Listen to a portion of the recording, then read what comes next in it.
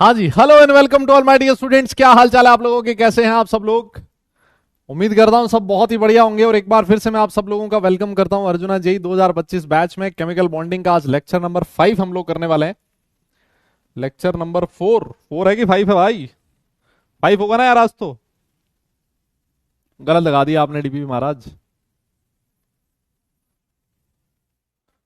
रुको भाई रुको, लेक्चर नंबर 5 है भाई। हम्म।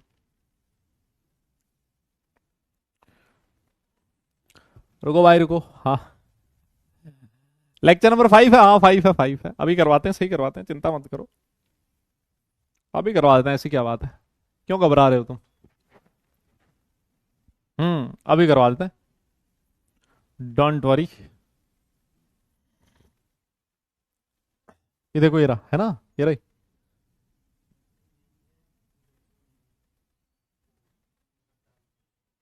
अच्छा,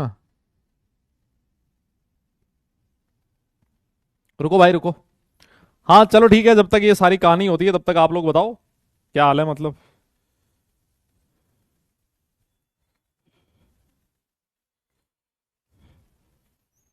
मुझे लग रहा है वो सही है, सही है, सही है। वो यहाँ नीचे गलत लिखा हुआ है। आ जाओ आ जाओ। हाँ हाँ हाँ, बढ़िया हो, बढ़िया सब एकदम मस्त। मक्खन, गुड इवनिंग, गुड इवनिंग, नमस्कार नमस्कार। हाँ, तो बेटा यहाँ 4 की जगह 5 कर लो, आप एक काम करो, है ना, बस इतना ही काम है, और क्या है। 4 की जगह 5 हो जाएगा आज। और सर आज क्या पढ़ेंगे हम? आज भैया कुछ ज्यादा नहीं पढ़ेंगे। लिमिटेशंस तो हम लोगों ने लास्ट क्लास में पढ़ ली थी सर। सर वापस पढ़ाओगे क्या? नहीं, वापस नहीं पढ़ाएंगे भाई। आज वैलेंस बॉन्ड थ्योरी पढ़ेंगे ना, आज इसको निपटाएंगे, वैलेंस बॉन्ड थ्योरी को। ठीक है जी। Yes yes yes yes. हाँ, वैलेंस बॉन्ड थ्योरी को करेंगे खत्म। बताइए, बढ़िया हो सब एकदम? रिवाइज करके आए हो लास्ट क्लास में? लास्ट क्लास में जो आपको पढ़ाया है, क्या आपको इतना टाइम मिल पाया है? हैं जी? आपके अपने कीमती टाइम में से क्या आप इतना टाइम निकाल पाए हो कि लास्ट क्लास में पढ़ाया हो आप लोग रिवाइज कर पाओ? निकाल पाए हो क्या इतना? पक्का? हाइब्रिडाइजेशन तो देखते हैं, हाइब्रिडाइजेशन होगा कि नहीं होगा, है ना, देखते हैं। ये काफी पीछे चल रहा है, इसको लाइव करो। हाँ, हाइब्रिडाइजेशन देखते हैं, अगर हो जाएगा तो करेंगे, नहीं होगा तो फिर और कभी देखेंगे। ठीक है, डन। नहीं मिला? वाह वाह वाह वाह सर वाह, मतलब गजब गजब। अरे ये तो होना ही था। हाँ मतलब मुझे पता है अचंबा कब होता, जब आप ये बोलते सर रिवाइज करके आए, फिर मैं बोलता यार क्या बात कर रहे हो, मतलब नहीं करके आए हो। ये तो सर ऑब्वियस था, है ना, अंडरस्टूड था। चलो आओ जी, लास्ट क्लास में हम लोगों ने देखो क्या क्या पढ़ा था। लिमिटेशंस हम लोगों ने की थी ऑक्टेट रूल की। और उसमें हमने पढ़ा था कि कहीं पर सेंट्रल एटम होता है, उसका ऑक्टेट कंप्लीट नहीं होता, उसको आप लोग हाइपोवेलेंट बोलते थे। फिर उसके बाद ऑड इलेक्ट्रॉन मॉलिक्यूल जहां आ जाता है वहां ऑक्टेट रूल फॉलो नहीं होता। फिर उसके बाद कई सुपर ऑक्टेट बनाने वाले मॉलिक्यूल्स होते हैं। और जो नोबल गैसेज होती हैं उसके भी कुछ कंपाउंड्स एग्जिस्ट करते हैं। तो ये कुछ लिमिटेशंस हम लोगों ने लास्ट क्लास में पढ़ी थी। फिर हमने स्टार्ट किया था वैलेंस बॉन्ड थ्योरी।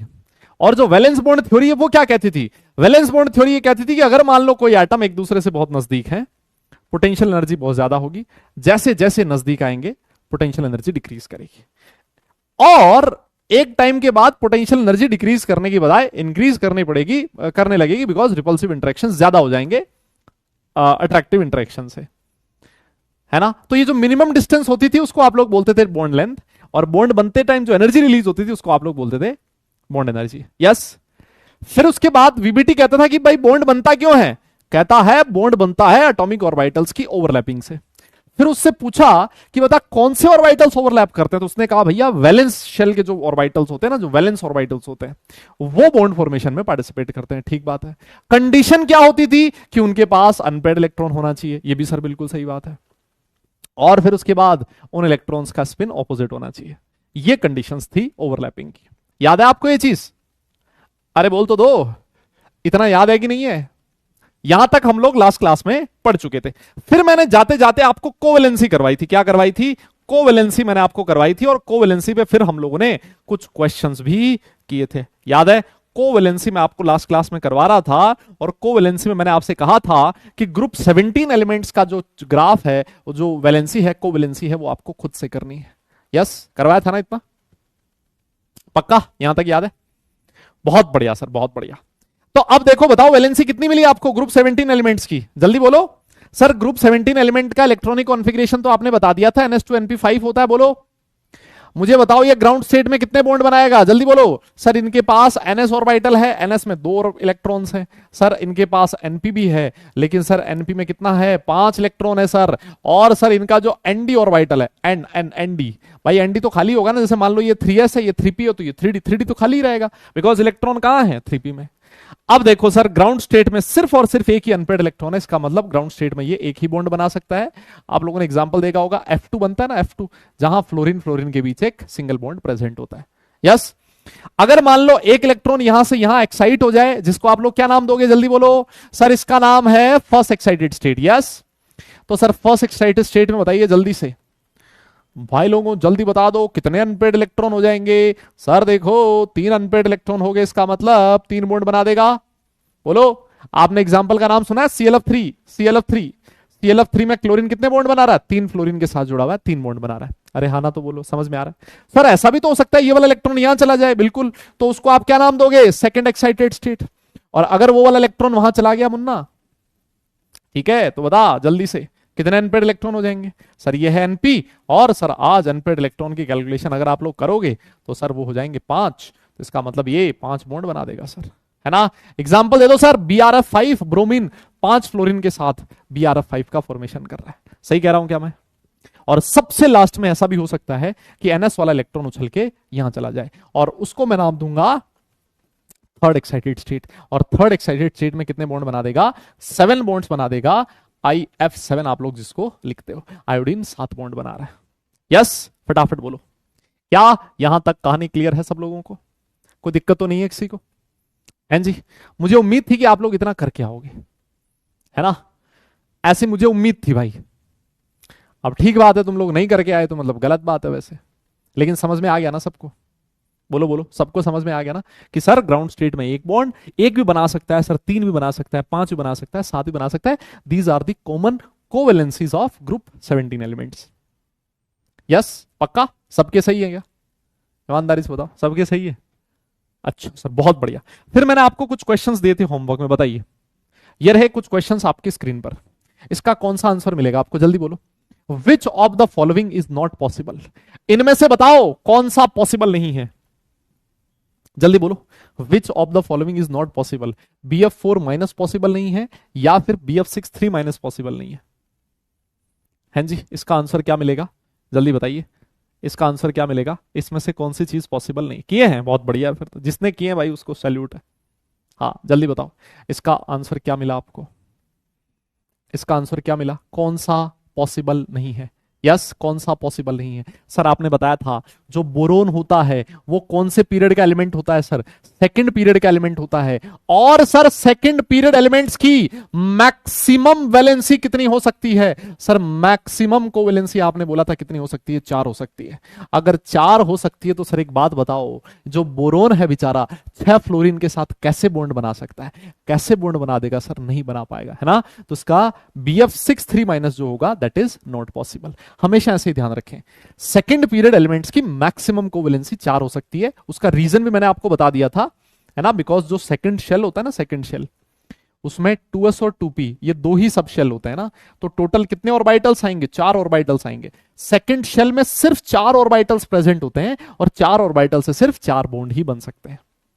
बात समझे, है ना। तो इसका रीजन अगर कोई आपसे पूछ ले BF6 माइनस क्यों नहीं है पॉसिबल, क्यों नहीं है, रीजन आप लोग दे सकते हो, एब्सेंस ऑफ डी ऑर्बिटल्स, है ना। क्यों, इनके पास डी ऑर्बिटल प्रेजेंट नहीं होता, है ना, एब्सेंस ऑफ डी ऑर्बिटल्स। जब तक डी ऑर्बिटल नहीं होगा तब तक ये अपनी वैलेंसी को 4 से ज्यादा एक्सटेंड नहीं कर सकते। नॉर्मल है ना, सिंपल है ये तो। अच्छा सर बहुत बढ़िया, आगे आइए, ये वाला क्वेश्चन। हाँ, PCl5 तो बनता है लेकिन NCl5 नहीं बनता। यस, कहता है SF6 तो बनता है लेकिन OF6 नहीं बनता। कहता है कि Br3 माइनस तो बनता है बट F3 माइनस नहीं बनता। रीजन क्या है इसका, हाँ आपसे रीजन पूछा गया था इसमें, बताइए रीजन क्या होगा इसका। यस, अरे ग्रुप 13 मैक्सिमम 3 नहीं बनाता, अभी बताता हूं। थोड़ा बहुत लॉजिक नहीं लगाते, हर चीज को ना रटने की कोशिश करते हो तुम लोग। हर चीज को रटने की कोशिश करते हो। ऐसे तो लिखवाया था कि नाइट्रोजन 3 बॉन्ड बनाता, लेकिन 4 भी तो बना सकता है ना, रीजन दिया था। हाँ, क्या होता है, सेम रीजन सर, यहां पर भी बिल्कुल सेम रीजन यही है सर। PCl5 एग्जिस्ट करता है लेकिन NCl5 नहीं बनता, क्यों? नाइट्रोजन की जो वैलेंसी होती है वो 4 से ज्यादा नहीं हो सकती सर। क्यों नहीं हो सकती? क्योंकि नाइट्रोजन के पास sir vacant D orbital present नहीं होता। सर सल्फर के पास डी ऑर्बिटल है तो ये अपनी वैलेंसी को 4 से ज्यादा एक्सटेंड कर सकता है, लेकिन जो ऑक्सीजन होता है सर, ऑक्सीजन के पास डी ऑर्बिटल प्रेजेंट नहीं है तो ये अपनी वैलेंसी को एक्सटेंड नहीं कर सकता, है ना। Br3- तो बन जाएगा लेकिन F3- नहीं बनेगा सर। फ्लोरीन 2 बॉन्ड नहीं बना सकता, अभी हमने देखा। देखो फ्लोरीन जो होता है ना, फ्लोरीन फ्लोरीन ये वाला कॉन्फ़िगरेशन देखो, ग्राउंड स्टेट मान लो ये फ्लोरीन है ना, फ्लोरीन है तो ये क्या होगा, 2s होगा और ये 2p होगा, उसके पास डी तो होगा नहीं। तो अब फ्लोरीन सिर्फ और सिर्फ कितना बॉन्ड बना पाएगा, एक ही बॉन्ड बना पाएगा। तो कभी भी F3- नहीं बनेगा, फ्लोरीन 2 बॉन्ड नहीं बना पाएगा, है ना। सबका रीजन क्या रहेगा, सबका रीजन यही रहेगा, एब्सेंस ऑफ डी ऑर्बिटल्स, है ना, एब्सेंस ऑफ डी ऑर्बिटल्स, है ना, कि इनके पास डी ऑर्बिटल प्रेजेंट नहीं है, इस वजह से ये अपनी वैलेंसी को एक्सटेंड नहीं कर पाते।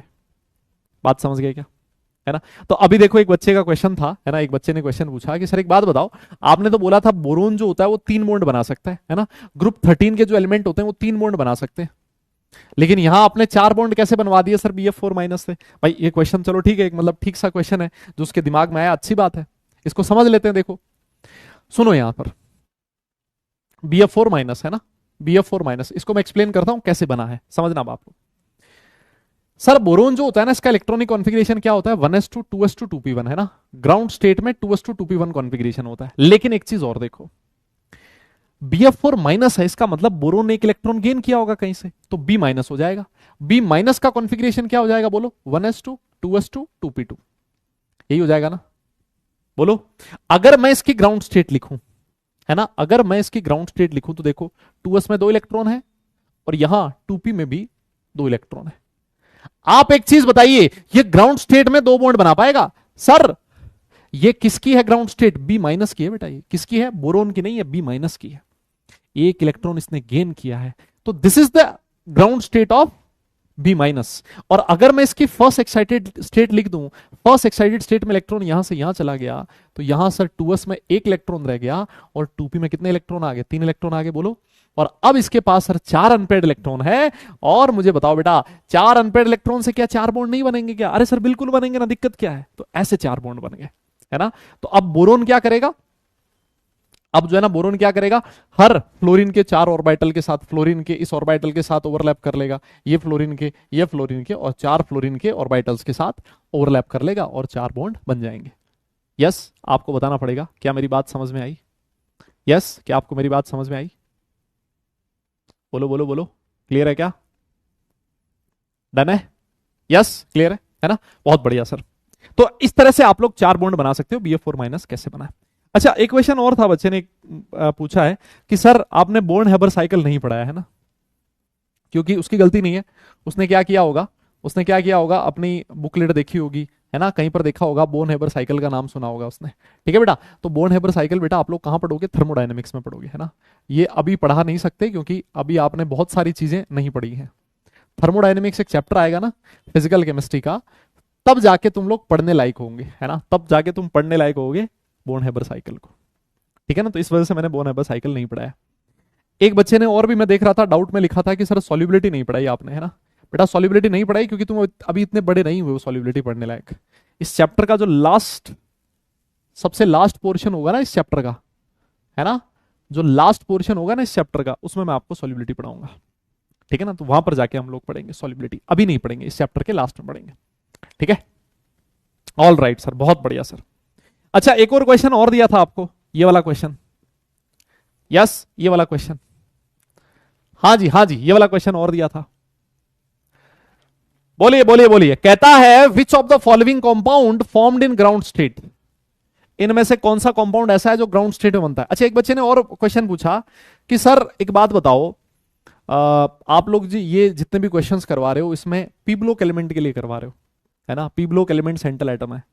तो मैंने कहा भाई बिल्कुल सही बात है, बिकॉज पी ब्लॉक जो होते हैं जनरली कोवलेंट बॉन्ड का फॉर्मेशन पी ब्लॉक के एलिमेंट्स करते हैं। जो डी ब्लॉक के एलिमेंट्स होते हैं जनरली वो मेटालिक बॉन्ड बनाते हैं, तो उनकी हम लोग बात नहीं करते।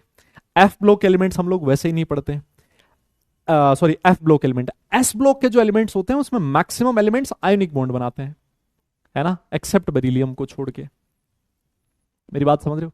तो इस वजह से हम लोग जो भी कोवलेंट बॉन्ड पढ़ रहे हैं वो किसके इर्द गिर्द पढ़ रहे हैं? पी ब्लॉक एलिमेंट के इर्द गिर्द पढ़ रहे हैं, है ना। तो इस वजह से सेंट्रल एटम आपको जनरली कौन सा मिलेगा? पी ब्लॉक वाला ही मिलेगा, है ना। तो तुम ये मत सोचना कि कुछ छूट रहा है, तुम्हारा छूट कुछ नहीं रहा है, जो चीज है सिलेबस में वही पढ़ाई जा रही है आपको, ठीक है ना। कौन सा ऑप्शन होगा? अरे सर ये ऑप्शन हो जाएगा ना, बिल्कुल सही बात है। नाइट्रोजन 3 बॉन्ड बना रहा है, और नाइट्रोजन 3 बॉन्ड कब बनाता है? अपनी ग्राउंड स्टेट में बनाता है। सर कैसे पता लगा? सर नाइट्रोजन का इलेक्ट्रॉनिक कॉन्फिगरेशन क्या लिखते हो? 2s2 2p3 लिखते हो। सर ये देखो ग्राउंड स्टेट, 2s में 2 इलेक्ट्रॉन और 2p में 3 इलेक्ट्रॉन, ये देखो सर। तो इसके पास कितने कितने वैकेंट ऑर्बिटल है, या फिर ऐसे कह दूं कितने अनपेड इलेक्ट्रॉन है? 3 अनपेड इलेक्ट्रॉन है, तो ये 3 बॉन्ड बना लेगा। कौन सी स्टेट में? अपनी ग्राउंड स्टेट में।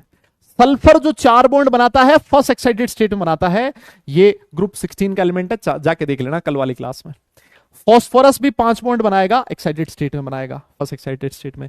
Sulphur 3 bond first excited state में बनाएगा, सॉरी क्लोरीन, है ना। नाइट्रोजन अकेला ऐसा एलिमेंट है जो 3 बॉन्ड अपने ग्राउंड स्टेट में बना सकता है। यस, क्लियर हुआ क्या? समझ में आ गई मेरी बात? डन? पक्का? बहुत बढ़िया। अच्छा एक और देखो, आपको डीपीपी मिली थी कल, है ना। डीपीपी नंबर 3 आप लोगों ने देखी होगी, अगर देखी है तो। डीपीपी में आपसे बहुत सारे क्वेश्चंस ऐसे दे रखे थे कि बताओ किसमें आयोनिक बॉन्ड किसमें प्रेजेंट है, कोवलेंट बॉन्ड किसमें प्रेजेंट है ना। और जैसे ये नाम सुने ना, जैसे ये नाम सुने ना, तुम्हारी हवा मतलब हवा उड़ गई। बोले सर हमें कैसे पता लगेगा कि आयोनिक कहां बन रहा है और कोवलेंट कहां बन रहा है ना। तो देखो बेटा, ऐसे पता नहीं लगता कहीं पर भी, थोड़ा बहुत उसके लिए पढ़ना पड़ता है, चीजों को समझना पड़ता है। यस, हाँ। तो जनरली जो पी ब्लॉक के एलिमेंट्स होते हैं ना, कोवलेंट बॉन्ड जनरली कौन बनाता है? पी ब्लॉक एलिमेंट बनाते हैं, है ना। जनरली पी ब्लॉक के एलिमेंट आपको कोवलेंट बॉन्ड बनाते हुए दिखेंगे। आयोनिक बॉन्ड जनरली कौन बनाता है? जनरली एस ब्लॉक के एलिमेंट्स बनाते हैं। सर क्यों? क्योंकि इनकी टेंडेंसी बहुत हाईली रिएक्टिव मेटल्स होते हैं, है ना। हाईली रिएक्टिव मेटल्स हैं, इसका मतलब इनकी टेंडेंसी इलेक्ट्रॉन लूज करने की होती है, और लूज करने की होती है तो एस ब्लॉक के एलिमेंट्स जनरली आयोनिक बॉन्ड बनाएंगे। लेकिन यहां पर फिर फर्दर हल्का फुल्का से एक्सेप्शन आ जाते हैं, जैसे बेरिलियम जो होता है ना, बेरिलियम, है ना। बेरिलियम जो होता है ना बेटा, बेरिलियम कोवलेंट बॉन्ड बनाता है ना। बेरिलियम क्या बनाता है? कोवलेंट बॉन्ड बनाता है ना। और यहां पर भी देखो, मैंने आपको कल बताया था, AlF3 जो होता है वो आयनिक होता है। लेकिन अगर इसको भूल जाओ, ये तो चलो स्पेशल केस हो गया, बेरिलियम भी एक स्पेशल केस हो गया। अगर इसको छोड़ दोगे, है ना, छोड़ दोगे, तो जनरली आपके जो एस ब्लॉक के एलिमेंट्स होंगे वो कौन सा बॉन्ड बनाएंगे? आयोनिक बॉन्ड बनाएंगे, है ना। और जनरली जो पी ब्लॉक के एलिमेंट्स होते हैं कौन सा बॉन्ड बनाएंगे? कोवलेंट बॉन्ड बनाएंगे। तो ऐसा करके ना आप लोग क्वेश्चन सॉल्व कर सकते हो, है ना। कोऑर्डिनेट भी था, तो कोऑर्डिनेट कैसे पता लगता है भाई? मतलब कोऑर्डिनेट कोई शक्ल देखने से नहीं पता लगता, आपको उसके लिए स्ट्रक्चर बनानी पड़ेगी, और स्ट्रक्चर बना के फिर आपको पता लगेगा कि कहां पर कोऑर्डिनेट बॉन्ड प्रेजेंट है और कहां पर नहीं है। मेरी बात समझ रहे हो? ऐसे थोड़ी ना होगा कि बिना स्ट्रक्चर बनाए और आपको एकदम से पता लग जाए कि बताओ किसमें आयोनिक है किसमें नहीं है। अरे ये तो क्वेश्चन करोगे तब पता लगेगा ना। जैसे मान लो डीपीपी में आपका क्वेश्चन रहा होगा N2O5 कि बताओ सर N2O5 में कौन कौन से बॉन्ड्स प्रेजेंट है, ये क्वेश्चन था डीपीपी में। अरे तो N2O5 की स्ट्रक्चर हमने बनाई तो थी, कोई बोल ही नहीं रहा। N2O5 की स्ट्रक्चर हम लोगों ने बनाई तो थी, ये देखो ना, ये था ना N2O5, ऐसा था N2O5। और N2O5 में ये वाले बॉन्ड्स कोवलेंट है और ये वाले बॉन्ड कोऑर्डिनेट है, तो हो गया। कौन कौन से बॉन्ड्स होंगे इसमें? सर कोवलेंट बॉन्ड भी है और कोऑर्डिनेट बॉन्ड भी है ना। अगर आप लोग चाह रहे हो कि आप लोगों को मतलब ऐसे नाम दे दे N2O5 और तुम बता दो कि कैसे बनेगा, तो ऐसे नहीं होगा भाई, आपको स्ट्रक्चर बनानी पड़ेगी, और स्ट्रक्चर बना के आपको देखना पड़ेगा कि किसमें कोवलेंट है और किसमें किस तरह का बॉन्ड प्रेजेंट है। यस, खत्म हो गया क्वेश्चन। अब बहुत सारे लोगों ने यह भी कहा कि सर यहां पर आपने ऑक्सीजन को सेंट्रल एटम क्यों बोल दिया? अबे सेंट्रल एटम नहीं है भाई, ऑक्सीजन बीच में लिख दिया, इसका मतलब ये थोड़ी ना ऑक्सीजन सेंट्रल एटम हो गया। ये तो समझाने के लिए था, बिकॉज N2O4 की जो स्ट्रक्चर थी, N2O4 ऐसा था, तो मैंने कहा यार एक काम करो, बीच में ऑक्सीजन लिख दो तो तुम्हारा N2O5 बन जाएगा। बीच में लिख देने से थोड़ी ना होता है सेंट्रल एटम। सेंट्रल एटम की क्या पहचान थी? सेंट्रल एटम की क्या पहचान थी? अब N2O5 तुम्हें होमवर्क में दिया था भाई, कह रहा है N2O4 बनवाया था क्लास में, N2O5 होमवर्क में दिया था, और होमवर्क डिस्कशन जाके देख लो, है ना, है ना। होमवर्क डिस्कशन में N2O5 बनवाया था, ठीक है। हाँ बेटा, आपको तो नहीं याद रहता, लेकिन मुझे याद रहता है कौन सा आपको होमवर्क दिया था, कौन सी चीज कहां करवाई थी, है ना। हाँ हाँ, तो यहां पर सेंट्रल एटम का मतलब वो वाला एटम होता है जो मैक्सिमम नंबर ऑफ बॉन्ड्स बनाता है ना, क्या होता है, जो मैक्सिमम नंबर ऑफ बॉन्ड्स बनाता है। तो यहां इसकी स्ट्रक्चर में बताओ, मैक्सिमम नंबर ऑफ बॉन्ड कौन बना रहा है? सर ये ऑक्सीजन तो 2 ही बॉन्ड बना रहा है, ये वाला नाइट्रोजन 4 बॉन्ड बना रहा है, तो सेंट्रल एटम कौन हुआ? नाइट्रोजन हुआ ना एक तरह से। समझ रहे हो, ऑक्सीजन सेंट्रल एटम नहीं है महाराज। हाँ, ऑक्सीजन सेंट्रल एटम नहीं मतलब, लेकिन कुछ स्ट्रक्चर्स ऐसी होती हैं जिसमें आपको थोड़ा लीक से हटके चलना पड़ता है। फिर कुछ बच्चों ने ये भी क्वेश्चन लिखा कि सर आपने जो मेथड बताया था ये टीवी नंबर ऑफ बॉन्ड्स वाला, है ना, ये बॉन्ड्स वाला, ये हर जगह एप्लीकेबल नहीं हो रहा। तो भाई ये हर जगह एप्लीकेबल नहीं होगा, ये सिर्फ और सिर्फ वहीं पर एप्लीकेबल होता है, ऐसे मॉलिक्यूल्स पे ही एप्लीकेबल होता है जो मॉलिक्यूल ऑक्टेट रूल को फॉलो करते हैं। अगर आप लोग PCl5 में ये वाला रूल लगाने की कोशिश करोगे ना तो गलत हो जाएगा। क्यों? क्योंकि PCl5 ऑक्टेट रूल को फॉलो नहीं करता। अगर आप लोग BsCl3 में ये वाला फॉर्मूला लगाने की कोशिश करोगे, गलत हो जाएगा। अगर मान लो आप लोग NO2 में लगाने की कोशिश करोगे, गलत हो जाएगा, बिकॉज NO2, NO, ClO2 ये ऑक्टेट रूल को फॉलो ही नहीं करते भाई। तो जो ऑक्टेट रूल को फॉलो करते हैं उनके लिए आप लोग ये टीवी नंबर ऑफ बॉन्ड्स की कैलकुलेशन कर सकते हो। समझे क्या? यस यस यस, है ना, है ना, है ना, है ना, समझे क्या? हाँ, तो हर जगह ये एप्लीकेबल नहीं होते, ठीक है ना। हाँ, अब देखो, अब देखो, जैसे मान लो मैं तुमसे पूछ दूं NH4Cl इसमें कौन कौन से बॉन्ड्स प्रेजेंट है ना, NH4Cl इसमें कौन कौन से बॉन्ड्स प्रेजेंट है। यस, ये वाले अगर मैं मान लो मैं तुमसे पूछ लूं इसमें बताइए कौन कौन से बॉन्ड्स प्रेजेंट है, तो यार एक कॉमन सेंस होता है, इतना पढ़ा है ना तुम लोगों ने कि भैया एक होता है NH4+ और दूसरा होता है Cl-। ये एक आयोनिक कंपाउंड है। यस, ये क्या है? एक आयोनिक कंपाउंड है। NH4Cl में 2 आयंस प्रेजेंट होते हैं, इसको दुनिया अमोनियम आयन बोलती है, यस, और इसको क्लोराइड आयन बोलती है। तो सबसे पहले तो NH4+ और Cl- इन दोनों के बीच कौन सा बॉन्ड आ गया? आयनिक बॉन्ड आ गया, आ गया। यस, फिर मैंने आपसे कहा था NH4+ की स्ट्रक्चर, NH4+ मैंने समझाया था क्या होता है, NH3 और साथ में H+, नाइट्रोजन अपना लोन पेयर दे देता है H+ को। इसका मतलब नाइट्रोजन और हाइड्रोजन के बीच क्या प्रेजेंट है? एक कोऑर्डिनेट बॉन्ड प्रेजेंट है।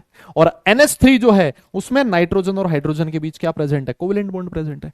तो भैया इसमें आयोनिक भी है, किस किस के बीच? NH4+ और Cl- के बीच। यहां कोवेलेंट भी है, कहां? नाइट्रोजन और हाइड्रोजन के बीच। लेकिन एक कोऑर्डिनेट भी है, कहां? NH3+, NH3 और H+ के बीच। और ये क्लास में करवाया था मैंने तुम्हें, है ना, होमवर्क डिस्कशन में भी करवाया था ये। तो इसमें सारे तरह के बॉन्ड्स प्रेजेंट है ना, इसमें हर तरह के बॉन्ड्स प्रेजेंट है। तो भाई मतलब ये करना पड़ेगा अपने को। यस, ऐसा कोई ट्रिक नहीं है, ऐसा दुनिया में कोई ट्रिक एग्जिस्ट नहीं करता कि जिससे आप लोग ये पता लगा पाओ कि किसमें कौन से बॉन्ड्स प्रेजेंट है। ये टाइम के साथ आप लोग धीरे धीरे सीखोगे। जब आप बहुत सारी स्ट्रक्चर्स बनाओगे, बहुत सारे मॉलिक्यूल आपके सामने आएंगे, है ना, तो धीरे धीरे अपने आप ही पता लगने लग जाएगा कि इसमें कौन सा बॉन्ड है, इसमें कौन सा बॉन्ड है। यस, ये जो मैंने स्ट्रक्चर्स बनाई है, there are thousands of structures जो इनऑर्गेनिक कंपाउंड्स की एग्जिस्ट करती हैं, लेकिन हमने 1000 नहीं बनाई ना, है ना। अब इसका मतलब ये थोड़ी 1000 हम याद कर ले, नहीं हो पाएगा ना याद हमसे। यस, याद नहीं हो पाएगा 1000 स्ट्रक्चर्स, हमें बना के देखनी पड़ती है। कई बार हमसे क्वेश्चन नहीं होता, उसको वापस देखते हैं, फिर कुछ नई चीज सीखते हैं। तो ये सारे अपने आप में क्वेश्चन ही हैं, स्ट्रक्चर्स अपने आप में क्वेश्चन ही हैं। मेरी बात समझ रहे हो, है ना? हाँ, क्लियर है। सर डर लग रहा है, बेटा डर देखो, जो पढ़ाई कर रहा है उसको तो कोई डर लगेगा नहीं। हाँ, स्ट्रक्चर याद करने पड़ेंगे ना, ये कह रहा है स्ट्रक्चर याद करने पड़ेंगे। बस कितनों की याद करोगे भाई? 2 याद कर लोगे, 5 याद कर लोगे, 10 याद कर लोगे, 50 याद कर लोगे, कितने याद करोगे? 1000 स्ट्रक्चर याद थोड़ी ना हो जाएगी। याद करना इज नॉट अ सॉल्यूशन, सीखना इज द सॉल्यूशन। और तुम्हारे साथ दिक्कत यही तो हो रही है। हो क्या रहा है ना, तुम्हें ऐसा लग रहा है कि हर चीज ना तुम्हारे लिए वो ऐसे हो जाए कि देखा और सॉल्व हो गया, देखा और सॉल्व हो गया, है ना, जिसमें हमें कुछ भी सॉल्व नहीं करना पड़े। वैसे नहीं होता, है ना।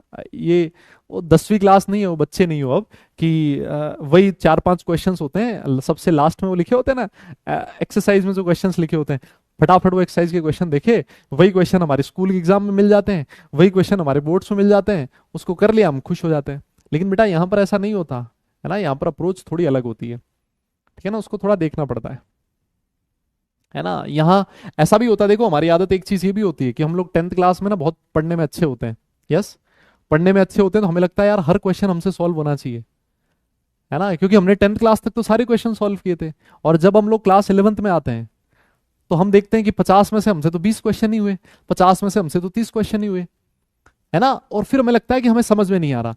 अरे भाई नहीं, तुम्हें समझ में आ रहा है? वो 30 क्वेश्चन तुम इसीलिए कर पाए हो क्योंकि तुम्हें समझ में आ रहा है। अगर नहीं समझ में आता ना, तुम्हें कुछ, तुम एक क्वेश्चन भी नहीं सॉल्व कर पाते। और 50% क्वेश्चन में जे एडवांस में अच्छी रैंक आ जाती है, आईआईटी मिल जाती है। मेरी बात समझ रहे हो? तो यहाँ 100% क्वेश्चन नहीं करने होते हैं। तो पहले अपने दिमाग से ये चीज निकालो कि भाई जो भी मैं क्वेश्चन कर रहा हूँ सारे क्वेश्चन मेरे से सही होने चाहिए। नहीं हो सकता सारे क्वेश्चन सही, किसी से नहीं होते। हमने पढ़ाई करी, हमसे नहीं हुए, है ना, हमारे बात करी, उनसे नहीं हुए, और हमसे पहले जिन जो लोग थे उनसे भी नहीं हुए सारे क्वेश्चन। तो थोड़ा सा मेंटली प्रिपेयर रहो कि मैं सारे क्वेश्चन नहीं सॉल्व कर पाऊंगा, बिकॉज ये 9th-10th क्लास नहीं है ना। तो अपनी एक्सपेक्टेशंस जो है ना थोड़ी सी कम रखो। यस, है ना, कम रखोगे एक्सपेक्टेशन, तभी फायदा होगा। ठीक है, और चीजों को सीखने की कोशिश करो, रटने की कोशिश मत करो, क्योंकि रट नहीं पाओगे, है ना, रट नहीं पाओगे। मैं फिर कह रहा हूं, परेशान हो जाओगे, रटने की कोशिश करोगे, क्योंकि यहां हर क्वेश्चन में कॉन्सेप्ट चेंज होगा। ठीक है, चलो जी, बहुत बढ़िया सर। तो अब हम लोग आगे चलते हैं। यस, मेरे हिसाब से मैंने कॉमन डाउट्स जो थे आप लोगों के, जो मुझे लग रहा था कि कुछ कुछ कॉमन क्वेश्चंस होते हैं, वो मैंने कॉमन क्वेश्चंस आप लोगों के यहां डिस्कस कर लिए, है ना। अब मैं आपको आगे ले चलता हूं। यस, अब मैं आपको आगे ले चलता हूं। तो अब हम लोग बात कर लेते हैं ओवरलैपिंग ऑफ एटॉमिक ऑर्बिटल्स पे, है ना। छोटी सी बात और करेंगे। ठीक है भाई लोगों, आज का सेशन जो है ना वो स्टार्ट करने जा रहे हैं दादा। सब लोगों का ध्यान अब स्क्रीन पे रहे। यस, सबका ध्यान स्क्रीन पे रहे। और एक चीज और समझो, देखो, जितना टाइम आपके पास है ना, यस, जितना टाइम आपके पास है उतना ही टाइम दुनिया के हर एक इंसान के पास है। जो आपके साथ कॉम्पिटिटर है उसके पास भी उतना ही टाइम है। ठीक है, और उसी टाइम में आपके साथ वाला बच्चा ही, है ना, वो रैंक 1 भी ला रहा है, रैंक 50 भी ला रहा है, 1000 भी ला रहा है, 2000 भी ला रहा है, 5000 भी ला रहा है। और आपके साथ का ही बच्चा एक और होगा जिसकी रैंक 7 लाख भी आएगी, 8 लाख भी आएगी, 5 लाख भी आएगी, है ना। सबके पास सेम टाइम होगा, है ना। तो उस टाइम को जो जितना अच्छे से यूटिलाइज कर लेगा वो मतलब आगे निकल जाएगा। और जो बहाना मार के बैठा रहेगा, है ना, कि मुझे टाइम नहीं मिल पाया, मेरा स्कूल होता है, क्योंकि मैं देखता हूँ, है ना, बहुत सारे लोग एक ही चीज लिखते हैं कि मतलब यार स्कूल की वजह से बैकलॉग हो रहा है, स्कूल की वजह से बैकलॉग हो रहा है, स्कूल नहीं होता तो मैं ये कर लेता, स्कूल नहीं, कुछ भी नहीं होता। स्कूल नहीं भी होता ना तो फिर भी तुम कुछ नहीं कर पाते। अगर जो ये बहाना मार रहे हैं ना कि स्कूल की वजह से नहीं हो रहा, क्योंकि स्कूल नहीं होता तो कुछ और होता, और कुछ और नहीं होता तो कुछ और होता, है ना। इंसान के पास हमेशा कुछ ना कुछ अपनी गलती छुपाने के लिए कुछ ना कुछ जरूर रहता है हमेशा। समझ रहे हो मेरी बात को? इंसान दूसरे के केस में हमेशा वकील हो जाता है ना, मतलब एकदम से, मतलब वो दूसरा केस होगा उसको जजमेंट पास कर देगा, जज बन जाएगा, और अपने केस में सबसे बड़ा वकील होता है।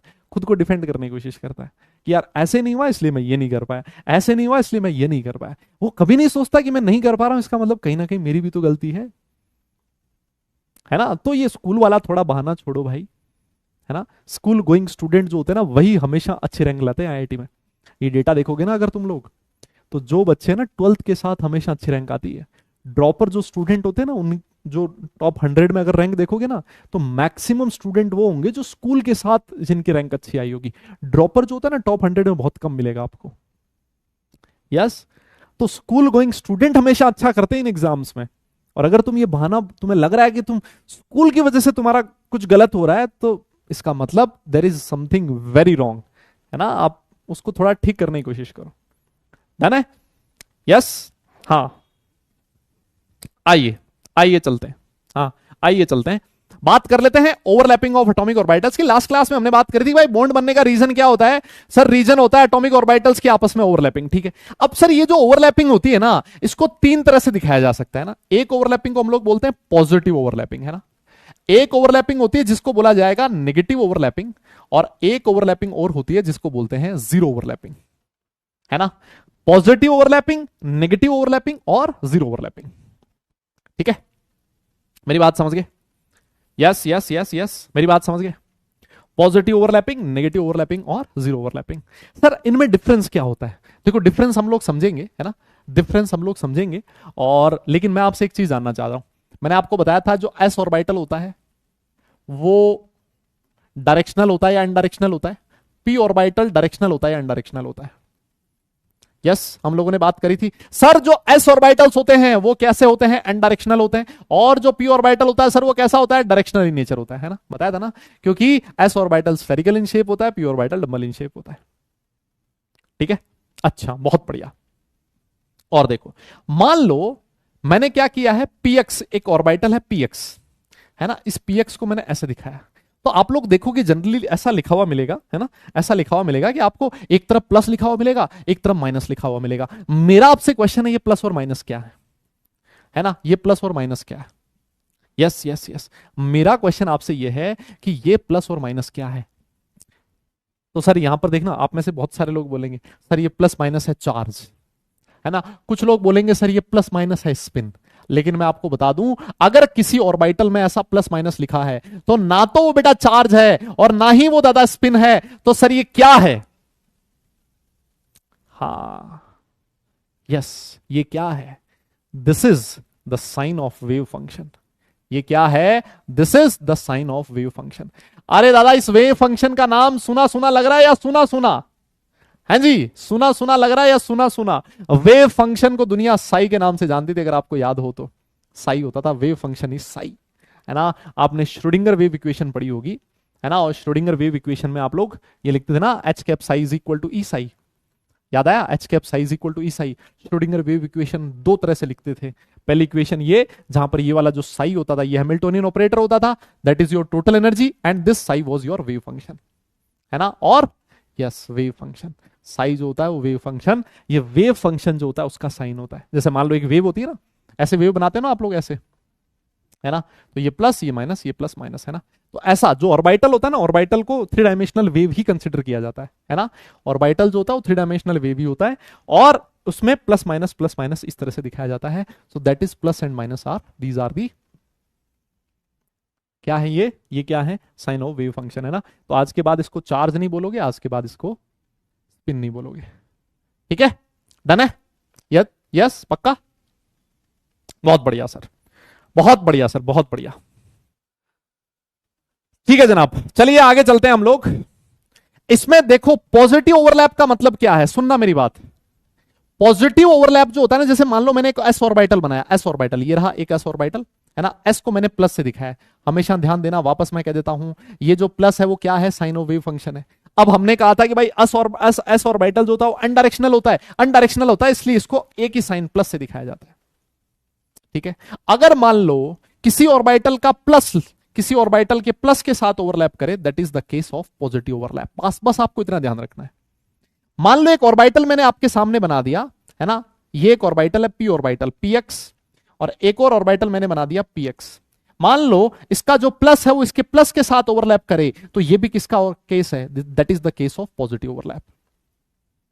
मेरी बात समझ रहे हो ना? अगर मान लो प्लस एक और वेव है, समझो ऐसे, एक और वेव ऐसी, है ना, एक और वेव ऐसी, तो इसका अगर पॉजिटिव पार्ट इसके पॉजिटिव पार्ट के साथ ओवरलैप कर रहा है तो that is known as positive overlap, है ना। अगर पॉजिटिव पॉजिटिव के साथ करेगा तो नेगेटिव नेगेटिव के साथ भी कर सकता है।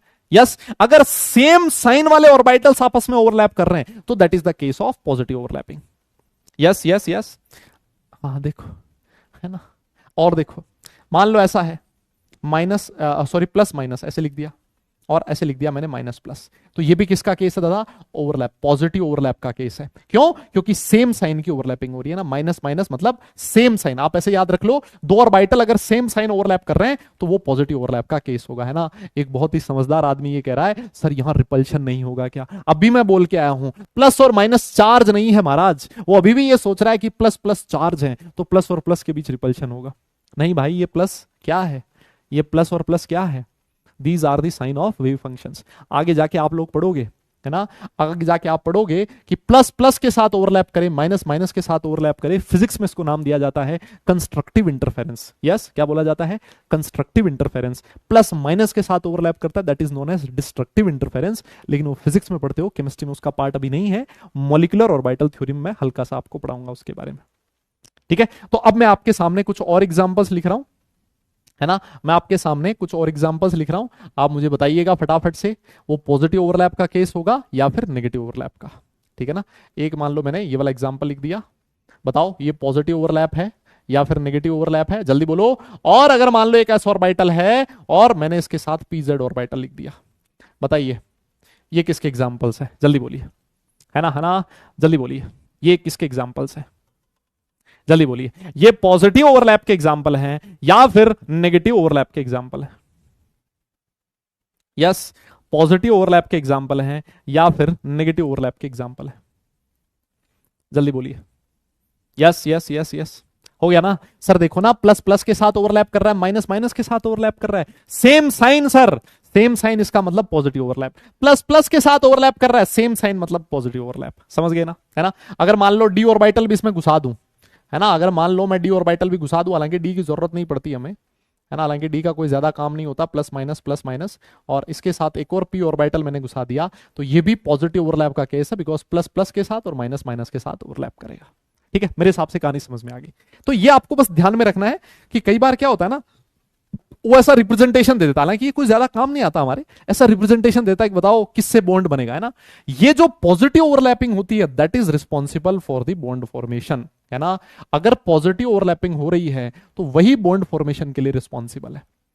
Yes, this positive overlapping of atomic orbital is responsible for bond formation, है ना। जब कंस्ट्रक्टिव इंटरफेरेंस होगा तभी बॉन्ड बनता है। मेरे हिसाब से कहानी क्लियर है बेटा। नोट हो गया हो तो डन लिखिए, फिर हम लोग आगे चलेंगे। Yes yes yes yes, note हो जाए तो बेटा डन लिखिएगा, आगे चलेंगे हम लोग, है ना। तो सर हमें कैसे पता चलेगा कि प्लस माइनस चार्ज है या कुछ और? हाँ, मैंने बताया ना बेटा, मैंने बताया ना, इसी बात के तो मुझे पैसे मिलते हैं। मैं बताऊंगा ना तुम्हें प्लस माइनस क्या, बता तो दिया मैंने, प्लस माइनस चार्ज है या और क्या है ना। ये सबसे जबरदस्त डाउट आ रहा है तुम्हारे बैच में, सबसे जबरदस्त। एक ही चीज डाल दो, हमें कैसे पता लगेगा कि ऐसे होगा, हमें कैसे पता लगेगा कि ऐसे होगा, हमें कैसे पता लगेगा आयोनिक बॉन्ड बनेगा, हमें कैसे पता लगेगा कोऑर्डिनेट बना है, हमें कैसे पता लगेगा इनऑर्गेनिक पढ़नी है, हमें कैसे पता लगेगा फिजिक्स पढ़नी है, हमें कैसे पता लगेगा ये होगा, हमें कैसे पता लगेगा वो होगा। बेटा मैं बता रहा हूं ना, है बताओ, मैं बता रहा हूं फिर भी। How to identify coordinate bond, पढ़ना पड़ेगा बेटा। आइडेंटिफाई है ना, आइडेंटिफाई करने के लिए ना पढ़ना पड़ेगा, ठीक है, पढ़ना पड़ेगा उसके लिए, बस एक ही तरीका, और कोई तरीका नहीं है, डन है। हाँ चलिए आगे बढ़ते हैं। तो सर अगर पॉजिटिव ओवरलैप आपने बता दिया ना, तो सर नेगेटिव ओवरलैपिंग तो हमारे लिए बहुत आसान हो गई सर, है ना। सर नेगेटिव ओवरलैपिंग तो हमारे लिए बहुत आसान होगी। मैंने कहा कैसे? आप बोलोगे सर देखो, मान लो एग्जांपल बता दो आप फटाफट, ये है एस ऑर्बिटल और सर आपने पीजेड लिख दिया, है ना, पीजेड लिख दिया। सर देखो प्लस माइनस के साथ ओवरलैप हो रहा है, इसका मतलब ये नेगेटिव ओवरलैप है। अगर ऑपोजिट फेज में ओवरलैपिंग हो रही है तो नेगेटिव ओवरलैप है। यस यस यस बोलो। अरे मैं सही कह रहा हूं ना, ये माइनस प्लस के साथ ये भी नेगेटिव ओवरलैप का एग्जांपल होगा। कोई बोल ही नहीं रहा यार, बोल तो दो भाई। अगर मान लो ऐसा है, plus minus plus minus plus, ये आपस में ओवरलैप हो रहा है प्लस माइनस के साथ, माइनस प्लस के साथ, तो ये भी किसका एग्जांपल है? नेगेटिव ओवरलैपिंग का एग्जांपल है। बताइए, ये तो आसान हो गया। अरे बोलोगे क्या दादा? खाना बोल दे यार। यस यस यस,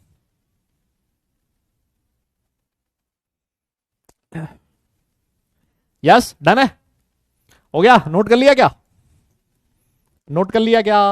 मतलब ओवरलैपिंग का मतलब समझ रहे हो ना आप लोग क्या है? ओवरलैपिंग का मतलब है एक कॉमन एरिया है जो आपस में शेयर हो रहा है। जैसे मान लो ये इसके साथ ओवरलैप कर रहा है ना, मतलब कॉमन एरिया शेयर हो रहा है। इसको आप ऐसे भी दिखा सकते हो ना, देखो मैं आपको बताऊं, है ना, अभी थोड़ी देर में दिखाता हूं, थोड़ा वेट करो, है ना। ये एक बार आप नोट करो, हो गया, बहुत बढ़िया। अच्छा एक और होता है जिसका नाम है जीरो ओवरलैपिंग। अच्छा बेटा, जीरो ओवरलैपिंग का मतलब क्या है? कोई ओवरलैपिंग पॉसिबल ही नहीं है ना। जीरो ओवरलैपिंग का मतलब क्या है? कोई ओवरलैपिंग पॉसिबल नहीं है। अरे खुद एक बात बताओ, मान लो मैं आपके सामने लिख दूं पीजेड, है ना, एक ऑर्बिटल मैंने लिखा है पीजेड और एक ऑर्बिटल लिखा है मैंने पीवाई, है ना। ओवरलैपिंग का मतलब हमेशा ध्यान रखिएगा, ओवरलैपिंग का मतलब क्या है? ओवरलैप कर रहे हैं। अगर कोई दो चीज ओवरलैप कर रही है, मान लो एक ऑर्बिटल ये रहा, एक ऑर्बिटल ये रहा, ओवरलैप कर रहा है, मतलब कॉमन एरिया जो है ना वो शेयर हो रहा है, आपस में शेयर हो रहा है कुछ एरिया। यस, तो हमेशा ध्यान रखिए ओवरलैपिंग का मतलब क्या है? कॉमन एरिया शेयरिंग, है ना। हमेशा ध्यान रखिए कॉमन एरिया शेयर होगा, है ना, कॉमन एरिया शेयर होगा। जब भी मैं ओवरलैपिंग की बात करूं ना, हमेशा ध्यान रखो, क्या ध्यान रखना है? कि कॉमन एरिया शेयर होगा। अब मुझे एक बात बताओ, अगर इलेक्ट्रॉन डेंसिटी एक तो पीजेड जेड डायरेक्शन में है, यस, और एक इलेक्ट्रॉन डेंसिटी वाई डायरेक्शन में है, अरे भैया दोनों का प्लेन ही अलग अलग है। अगर प्लेन ही अलग अलग है तो मुझे बताओ कोई कॉमन एरिया शेयर हो सकता है क्या? एक इलेक्ट्रॉन डेंसिटी एक्स एक्सिस पे मिलेगी, एक इलेक्ट्रॉन डेंसिटी वाई एक्सिस पे मिलेगी, तो क्या कोई कॉमन एरिया शेयर हो सकता है क्या? कोई बोल ही नहीं रहा यार। Yes yes yes yes, share हो सकता है क्या? नहीं हो सकता ना। बहुत बढ़िया, इसका मतलब ये जीरो ओवरलैपिंग का केस है। मान लो मैं ऐसे लिख दूं, px जो है वो py के साथ है, तो आप बोलोगे सर ये भी दोनों एक दूसरे के परपेंडिकुलर है, कोई कॉमन एरिया शेयर नहीं होगा। अगर मान लो मैं ऐसे लिख दूं pz प्लस px, तो ये भी क्या होगा सर? जीरो ओवरलैपिंग का केस होगा। यहां पर भी कोई कॉमन एरिया शेयर नहीं हो रहा। तो सर ये तो बहुत आसान चीज है। बिल्कुल है आसान, बिल्कुल आसान है ना। अगर मान लो मैंने ऐसे लिख दिया d x Y plus P z, तो मुझे बताओ ये कौन सी ओवरलैपिंग का केस है? हैं जी, हैं जी। D x Y plus P Z, बताइए ये कौन सी ओवरलैपिंग का केस है? पॉजिटिव, नेगेटिव या फिर जीरो? बताइए D x Y plus P Z कौन सी ओवरलैपिंग का केस है? नेगेटिव, पॉजिटिव या फिर जीरो? जल्दी बताओ, ये कौन सी ओवरलैपिंग का केस है? पॉजिटिव, नेगेटिव या फिर जीरो? यस, कौन सी ओवरलैपिंग का केस है? कौन सी ओवरलैपिंग का केस होगा? अरे सर बिल्कुल सही बात है। डी एक्स वाई का मतलब समझते हो कि इलेक्ट्रॉन डेंसिटी एक्स और वाई एक्सिस में है ना, एक्स वाई प्लेन में है। और डी पी जेड का मतलब इलेक्ट्रॉन डेंसिटी जेड एक्सिस पे, तो एक्स वाई प्लेन और जेड एक्सिस एक दूसरे के परपेंडिकुलर है, कोई कॉमन एरिया शेयर नहीं होगा। ये भी जीरो ओवरलैपिंग का केस है ना, ये ओवरलैपिंग भी पॉसिबल नहीं है। ठीक है। और अगर मान लो मैंने ऐसे लिख दिया d y z plus P x, तो ये भी नहीं हो पाएगा, बिकॉज वाई जेड का मतलब इलेक्ट्रॉन कहां मिल रहा है? वाई और जेड प्लेन में मिल रहा है, और पी एक्स इसके परपेंडिकुलर है। ठीक है सर, एक डी जेड एक्स और प्लस पी वाई, सर ये भी पॉजिटिव ओवरलैपिंग का, सॉरी जीरो ओवरलैपिंग का केस होगा। मेरी बात समझ रहे हो ना? एक जैसे मान लो ये रहा एस ऑर्बिटल और इसके साथ आपने पी एक्स लिख दिया, ये भी जीरो ओवरलैपिंग का केस होगा। मेरी बात समझे? यस यस यस, मेरी बात समझे ना? तो ये सारे केसेस किसके हैं? जीरो ओवरलैपिंग के केसेस है ना। अभी मैंने नाम लिया इलेक्ट्रॉन डेंसिटी, है ना, अभी मैंने नाम लिया इलेक्ट्रॉन डेंसिटी। इलेक्ट्रॉन डेंसिटी जानते हो ना क्या होता है? आप लोगों ने हाइजेनबर्ग अनसर्टेनिटी प्रिंसिपल पढ़ा था। हाइजेनबर्ग ये कहता है कि इलेक्ट्रॉन मिलने की कोई फिक्स जगह नहीं होती है ना, इलेक्ट्रॉन कभी भी फिक्स पाथ पे नहीं घूमता। इलेक्ट्रॉन मिलने की प्रोबेबिलिटी दिखाते हो आप, है ना, क्या बताते हो? इलेक्ट्रॉन मिलने की प्रोबेबिलिटी बताते हो। यस, इलेक्ट्रॉन मिलने की प्रोबेबिलिटी बताते हो हर जगह। तो वो जो प्रोबेबिलिटी है कि इलेक्ट्रॉन यहां मिलेगा, आप बोलोगे उसको डेंसिटी, इलेक्ट्रॉन की डेंसिटी। और हम लोग लिखते थे जहां इलेक्ट्रॉन मिलने की प्रोबेबिलिटी मैक्सिमम होती है, that is known as orbital. Orbital की डेफिनेशन लिखते थे ना, the area, the region within an atom where the probability of finding electron is maximum is known as orbital, है ना। तो ऑर्बिटल में हम लोग देखो, आप ऐसे तो लिखते थे, अरे भाई आपने वो ग्राफ बनाया ना, देखो आपने साई स्क्वायर और आर का ग्राफ बनाया, मान लो एक 1s ऑर्बिटल है, साई स्क्वायर और आर का ग्राफ ऐसे बनता था, याद है आपको? बनता था ना। मान लो आप लोग 2s का ग्राफ बनाते थे, यस, साई स्क्वायर और आर का ग्राफ आपने 2s के लिए बनाया, ऐसे बनता था ना ग्राफ, ऐसे बनता था। यहां पर आता था नोड, और इस नोड को आप लोग रेडियल नोड बोलते थे, यस। तो इसका मतलब समझते हो क्या? इसका मतलब समझते हो? आप लोगों ने ऐसे पढ़ा था, मान लो 2s ऑर्बिटल है, ये 2s ऑर्बिटल न्यूक्लियस हो गया, इसके चारों तरफ आपको इलेक्ट्रॉन मिलेगा, समझो। ये डेंसिटी पे ना बड़ा कंफ्यूजन होता है लोगों का ना, बड़ा कंफ्यूजन होता है, मैं कंफ्यूजन दूर कर दे रहा हूं। इसके चारों तरफ आपको इलेक्ट्रॉन मिलेगा, है ना, ये न्यूक्लियस है, इसके चारों तरफ आपको इलेक्ट्रॉन मिलेगा, है ना, इसके चारों तरफ आपको इलेक्ट्रॉन मिलेगा। लेकिन अगर आप चीज देखोगे ना, अगर आप लोग देखोगे ना, अगर आप लोग देखोगे ना, तो इलेक्ट्रॉन मिलने की प्रोबेबिलिटी इसके चारों तरफ सबसे ज्यादा होगी, है ना, इसके चारों तरफ इलेक्ट्रॉन सबसे ज्यादा मिलेगा। और जैसे जैसे जैसे जैसे आप दूर जाते जाओगे ना, जैसे जैसे आप दूर जाते जाओगे ना, ये इलेक्ट्रॉन मिलने की प्रोबेबिलिटी धीरे धीरे धीरे धीरे कम होती जाएगी, ऐसा ग्राफ बनता है। ये होता है एस ऑर्बिटल, है ना, एस ऑर्बिटल ऐसा बनता है, यस, एस ऑर्बिटल ऐसे बनता है। एस ऑर्बिटल जो होता है वो इस तरह का बनता है।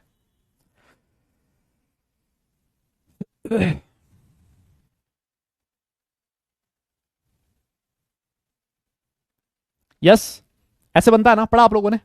तो अब यहां पर एक चीज देखो, जैसे जैसे आप न्यूक्लियस से दूर जाते जा रहे हो, वैसे वैसे इलेक्ट्रॉन मिलने की प्रोबेबिलिटी कम होती जा रही है। अगर मैं इस डॉट को डेंसिटी मान लूं, है ना, डॉट मतलब क्या? इलेक्ट्रॉन मिलने की प्रोबेबिलिटी, यस, इलेक्ट्रॉन मिलने की प्रोबेबिलिटी। तो भैया इलेक्ट्रॉन मिलने की प्रोबेबिलिटी कहां ज्यादा है? न्यूक्लियस के पास ज्यादा है। मैं इसको ऐसे कहूंगा, इलेक्ट्रॉन डेंसिटी न्यूक्लियस के पास ज्यादा है। और जैसे जैसे आप दूर जाते जा रहे हो, इलेक्ट्रॉन डेंसिटी डिक्रीज करने लगती है। यस, एक रीजन ऐसा आएगा जब इलेक्ट्रॉन मिलने की प्रोबेबिलिटी बिल्कुल भी नहीं रहेगी, जैसे मान लो यहां पर आपको इलेक्ट्रॉन बिल्कुल भी नहीं मिलेगा, है ना, फिर उसके बाद वापस इलेक्ट्रॉन मिलने लगेगा। तो इसको आप लोगों ने नाम दे दिया था नोड, है ना, इसको आप लोग बोलते थे नोड, और वो इस तरह से कैलकुलेट करता था। ठीक है।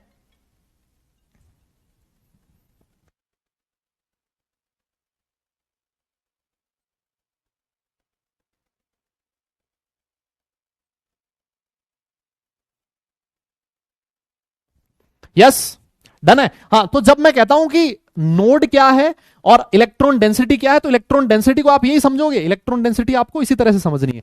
यह है इलेक्ट्रॉन डेंसिटी, है ना, इलेक्ट्रॉन आपको ऐसे मिलता है। ठीक है, ये एक नोड आ गया, इस नोड को आपने यहां दिखा दिया। अगर 1s देखोगे तो 1s में ऐसा कोई रीजन नहीं आएगा जहां पे आपको इलेक्ट्रॉन नहीं मिलेगा, 1s में कोई नोड नहीं होता।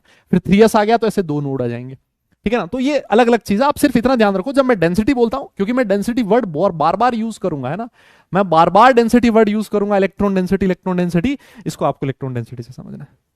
ठीक है, डन है, बहुत बढ़िया। नहीं, ये बनाना नहीं है, मैंने अभी बोला ना इलेक्ट्रॉन डेंसिटी, तो कुछ बच्चों ने पूछा सर इलेक्ट्रॉन डेंसिटी क्या है, तो मैंने आपको बता दिया इलेक्ट्रॉन डेंसिटी का मतलब ये होता है। ठीक है, हाँ, तो हम लोगों ने बात करी अभी जीरो ओवरलैपिंग, पॉजिटिव ओवरलैपिंग और नेगेटिव ओवरलैपिंग की, वो तीनों केस हम लोगों ने देख लिए। और बॉन्ड फॉर्मेशन जो होता है हमेशा किससे होगा, पॉजिटिव ओवरलैपिंग से होगा, इसका ध्यान रखना है। तो ये मतलब ये जो चीजें है ना, ये बेटा ये थ्योरेटिकल चीजें हैं, मतलब है ना, कोई ये ना बोल दे साहब अगर नहीं पॉसिबल है तो कैसे कैसे कर क्यों रहे हो, अरे कर इसलिए रहे हैं क्योंकि टाइप होती है तीन, है ना, थ्योरेटिकली चीजों को हम लोग इस तरह से डिफाइन कर सकते हैं। ठीक है, डन है। अच्छा अच्छा, तुम चाह रहे हो मैं तुम्हें नोड भी पढ़ा दूं, कह रहा सर एंगुलर और रेडियल नोड में डिफरेंस बता दो, है। अब ये भी मैं कर दूं काम, हद है मतलब। आओ, तो चलिए अब इसके बाद हम लोग बात करेंगे ओवरलैपिंग के बेसिस पे कोवेलेंट बॉन्ड को कितनी तरीके से आप लोग डिफाइन कर सकते हो ना, कितनी तरह का कोवेलेंट बॉन्ड हो सकता है। तो देखो कोवेलेंट बॉन्ड वैसे तो मेनली आप लोगों ने दो ही नाम सुने होंगे, सिग्मा और पाई, लेकिन आपकी जानकारी के लिए बता दूं एक और चीज भी होता है जिसका नाम है डेल्टा बॉन्ड, है ना। सिग्मा को इस तरह से दिखाया जाता है, पाई बॉन्ड ये रहा, डेल्टा बॉन्ड को ऐसे दिखाया जाता है, this is your delta bond.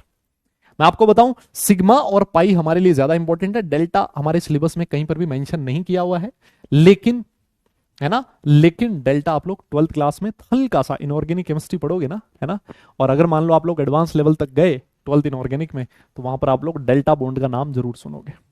ठीक है ना, डेल्टा बॉन्ड का नाम जरूर सुनोगे, लेकिन मेनली हमें फोकस किस पे करना है, सिग्मा बॉन्ड पे और पाई बॉन्ड पे, क्योंकि हमारे सिलेबस में ये दो ही चीज मेंशन की गई है ना। मैं आपको बताऊंगा कि डेल्टा बॉन्ड क्या होता है, डेल्टा बॉन्ड कैसे बनता है, लेकिन हमें मेनली किस पे फोकस करना है, दो ही चीजों पे फोकस करना है।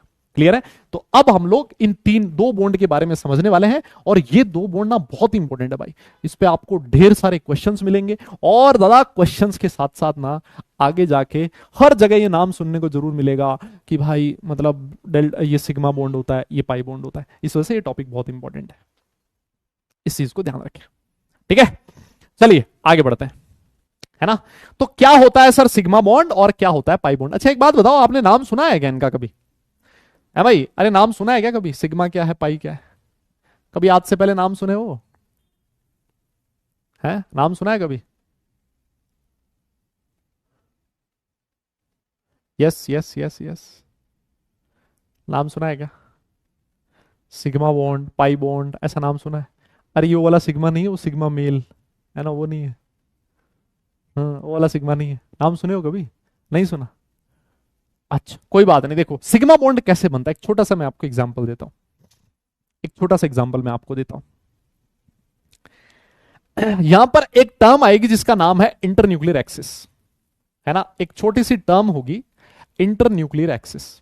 इंटरन्यूक्लियर एक्सिस का मतलब क्या है, देखो नाम से पता लग रहा है, न्यूक्लियस वाली एक्सिस, मतलब दो एटम जो एक दूसरे के पास बॉन्ड बनाने के लिए आ रहे हैं, उन एटम्स के न्यूक्लियस कौन सी एक्सिस पे प्रेजेंट है।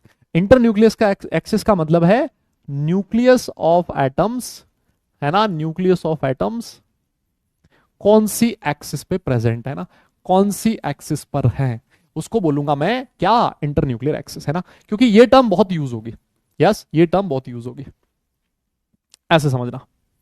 मान लो दो ऑर्बिटल आए एक दूसरे के पास, ऐसे समझो, ये रही आपकी इंटरन्यूक्लियर एक्सिस, है ना, ये है आपकी इंटरन्यूक्लियर एक्सिस जिसको मैंने नाम दे दिया है जेड एक्सिस है ये सर, है ना, ये क्या है, जेड एक्सिस है, this is your internuclear axis, Z है आपकी इंटरन्यूक्लियर एक्सिस। ठीक है ना, दोनों के न्यूक्लियस कौन सी एक्सिस पे प्रेजेंट है, जेड एक्सिस पे प्रेजेंट है, समझना इसको, बहुत अच्छा कॉन्सेप्ट है। अब देखो इसके पास एक ऑर्बिटल ये बना दिया मैंने इस तरह से, इसका मतलब ये वाला ऑर्बिटल कौन सा हो गया, पीजेड ऑर्बिटल हो गया। अब इससे ओवरलैप करने के लिए एक और ऑर्बिटल आया पीजेड। यस, तो आप देखो एक ऑर्बिटल इधर से आ रहा है, एक ऑर्बिटल इधर से आ रहा है, and this is your internuclear axis. तो ये जो ओवरलैपिंग हो रही है एटॉमिक ऑर्बिटल्स की, क्या मैं ऐसे बोल सकता हूं ये जो ओवरलैपिंग है वो अलोंग द एक्सिस हो रही है। अलोंग द इंटरन्यूक्लियर एक्सिस हो रही है, क्या मैं ऐसे बोल सकता हूं क्या? देखो ये हो रहा है ना ओवरलैपिंग, यही तो है common area sharing.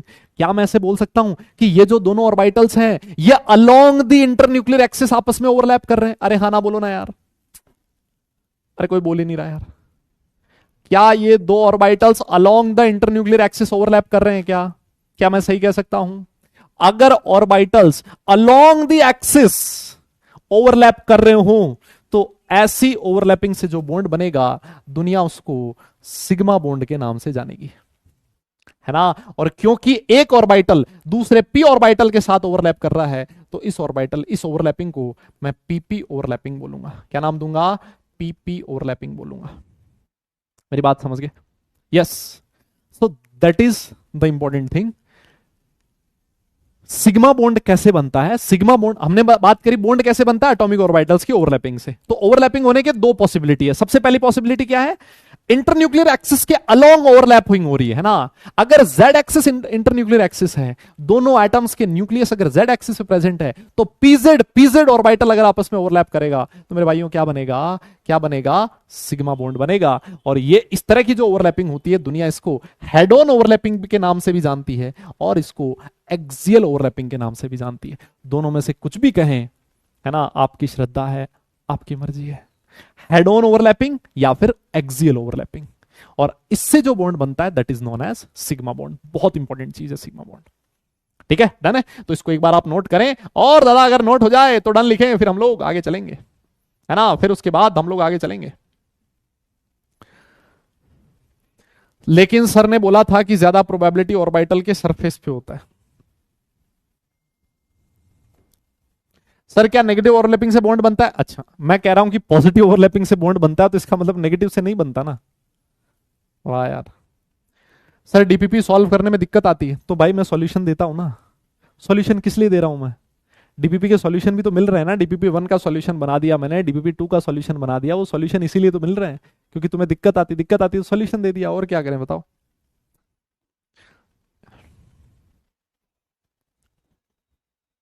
What is spin? कैसे पॉजिटिव ओवरलैपिंग वजह से बॉन्ड फॉर्म होता है? बेटा थोड़ा वेट करो उसके लिए, है ना। इंटरफेरेंस पढ़ोगे आप, थोड़ा इंटरफेरेंस का वेट करो, है ना। सारी चीज यहाँ केमिस्ट्री में पढ़ लोगे तो फिजिक्स वाले क्या पढ़ाएंगे फिर, है। इंटरफेरेंस वगैरह फिजिक्स में पढ़ोगे, है ना, वहां पर आएगा। ठीक है, डन है यहां तक? अरे बोलो बोलो, नोट कर लिया क्या सबने? आगे चलेंगे हम लोग? यस यस यस यस, आगे चलें। अच्छा एक चीज और बताओ, एक चीज और बताओ। अगर मान लो कभी भी क्वेश्चन में इंटरन्यूक्लियर एक्सिस ना दिया हुआ हो, सुनना मेरी बात, अगर किसी भी क्वेश्चन में इंटरन्यूक्लियर एक्सिस ना दिया हुआ हो तो हमेशा किसको मान के चलना है? जेड एक्सिस को मान के चलना है। यस, इस बात को गांठ बांध लेना, कसम खा लेना, याद रख लेना। अगर क्वेश्चन में इंटरन्यूक्लियर एक्सिस नहीं दिया हुआ तो उसको क्या मानना है? उसको मानना है क्या? Z axis. Z axis your internuclear axis, है ना। इस बात को याद रखें, कुछ नहीं दिया हुआ तो जेड एक्सिस मानना है। ठीक है। अच्छा सर और एग्जांपल देना, देखे सिग्मा बॉन्ड कैसे कैसे बन सकता है। मैंने कहा देखे एक एग्जांपल में और देता हूं। मान ले एक तेरा एस ऑर्बिटल ये रहा, है ना, ये रहा तेरा एस ऑर्बिटल, और इसके पास आया पीजेड ऑर्बिटल। मैंने कहा कुछ नहीं दे रखा, कुछ नहीं दे रखा, इसका मतलब क्या है? इंटरन्यूक्लियर एक्सिस कौन सी है? जेड एक्सिस है बेटा। और अगर इंटरन्यूक्लियर एक्सिस जेड एक्सिस है तो इस ओवरलैपिंग से जो बॉन्ड बनेगा वो कौन सा बॉन्ड होगा? सिग्मा बॉन्ड होगा। यस, इस ओवरलैपिंग को बोला जाता है एसपी ओवरलैपिंग, कि एक एस दूसरे पी के साथ ओवरलैप कर रहा है, that is your SP overlapping. Yes yes, समझ में आ गई मेरी बात? सर ऐसा भी तो हो सकता था कि दो एस ऑर्बिटल्स आपस में ओवरलैप कर रहे हैं। मैंने कहा बिल्कुल कर सकते हैं। अगर दो एस ऑर्बिटल आपस में ओवरलैप करें इस तरह से, है ना, इस तरह से एस ऑर्बिटल आपस में ओवरलैप करें, यह है आपके इंटरन्यूक्लियर एक्सिस, तो यहां पर भी along the internuclear axis overlapping हो रही है। इससे भी क्या बनेगा? सिंगल बॉन्ड बनेगा। And this overlapping is known as SS overlapping. बात समझे? यस, आप बात समझे क्या? डन है। तो आज के बाद ना एक चीज हमेशा याद रख लियो, है ना, एक चीज हमेशा याद रख लियो। एस ऑर्बिटल जो होगा ना, एस ऑर्बिटल जो होगा ना, वो हमेशा सिग्मा बॉन्ड बनाता है। आज की सबसे इंपॉर्टेंट चीज क्या है? एस ऑर्बिटल हमेशा सिग्मा बॉन्ड बनाएगा। बस ये चीज बहुत इंपॉर्टेंट है। एस ऑर्बिटल बोलेगा भाई मुझे बाकी झंझट में पड़ना ही नहीं है, है ना। बाकी मुझे किसी झंझट में पड़ना ही नहीं है। अगर एस का कहीं पर नाम आया तो एस हमेशा क्या बनाएगा, एस हमेशा सिग्मा बॉन्ड बनाएगा, है ना। एस हमेशा क्या बनाएगा, सिग्मा बॉन्ड बनाएगा, समझे क्या। एस हमेशा क्या बनाएगा, सिग्मा बॉन्ड बनाएगा। यस और एक चीज मैं और बताऊं, देखो अगर सिग्मा बॉन्ड बन रहा है ना तो हो क्या रहा है, देखो ना, एक लोब, इसको बोला था बेटा लोब्स, इनको क्या बोला था, these are known as lobes, है ना। आपने पढ़ा होगा शायद स्ट्रक्चर ऑफ एटम में, दीज आर लोब्स, है ना, दीज आर दी लोब्स, है ना। तो ये एक लोब दूसरे लोब के साथ ओवरलैप कर रहा है, एक लोब दूसरे लोब के साथ ओवरलैप कर रहा है, एक लोब दूसरे लोब के साथ ओवरलैप कर रहा है। हमेशा ध्यान रखें, जब भी सिग्मा बॉन्ड बनेगा आपस में दो लोब्स ओवरलैप करेंगे, है ना। दो लोब्स की ओवरलैपिंग होगी, किसमें, सिग्मा बॉन्ड में। ये भी एक इंपॉर्टेंट चीज है जो आप लोग ध्यान में रख सकते हैं, जो मुझे यहां से पता लग रही है ना, जो मुझे यहां से पता लग रही है। ठीक है क्या, ठीक है क्या, डन है। यस यस यस, नोट कर ले भैया, डन लिखें, फिर आगे चलते हैं। फिर एक मैं आपको छोटा सा एग्जांपल देता हूं, फिर मुझे बताइएगा। यस यस यस, है ना। हाँ एस फॉर सिग्मा, बिल्कुल सही बात है, इसको याद रख सकते हो, है ना। हाँ S for sigma, S for sigma, S for sigma, है ना, ऐसे याद रखें, एस फॉर सिग्मा। ठीक है, याद रह जाएगा। Yes yes yes yes yes, बोलो बोलो बोलो बोलो, याद रह जाएगा, डन है, ये रह जाएगा पक्का। अच्छा अब मेरे एक बात बताओ, मुझे एक बात बताओ, अगर मान लो कभी क्वेश्चन में मेंशन कर they if internuclear axis is, है ना, अगर मान लो कभी क्वेश्चन में ऐसे मेंशन कर दे कि इंटरन्यूक्लियर एक्सिस कौन सी एक्सिस है, एक्स एक्सिस है, तो मुझे बताइए, और एक बार वो मेंशन कर दे कि इंटरन्यूक्लियर एक्सिस वाई एक्सिस है, तो मुझे बताइए कौन से दो पी ऑर्बिटल से, if internuclear axis y axis है, तो मुझे बताइए कौन से दो पी ऑर्बिटल में लेने पड़ेंगे मुझे जिससे कि सिग्मा बॉन्ड बन जाए, जल्दी बताओ। हाँ बोलो बोलो बोलो बोलो, अगर इंटरन्यूक्लियर एक्सिस एक्स एक्सिस है तो सिग्मा बॉन्ड बनाने के लिए कौन से मुझे दो पी ऑर्बिटल लेने पड़ेंगे। हाँ कौन से दो पी ऑर्बिटल लेने पड़ेंगे, कौन से दो पी ऑर्बिटल लेने पड़ेंगे, जल्दी बोलो, कौन से दो पी ऑर्बिटल लेने पड़ेंगे।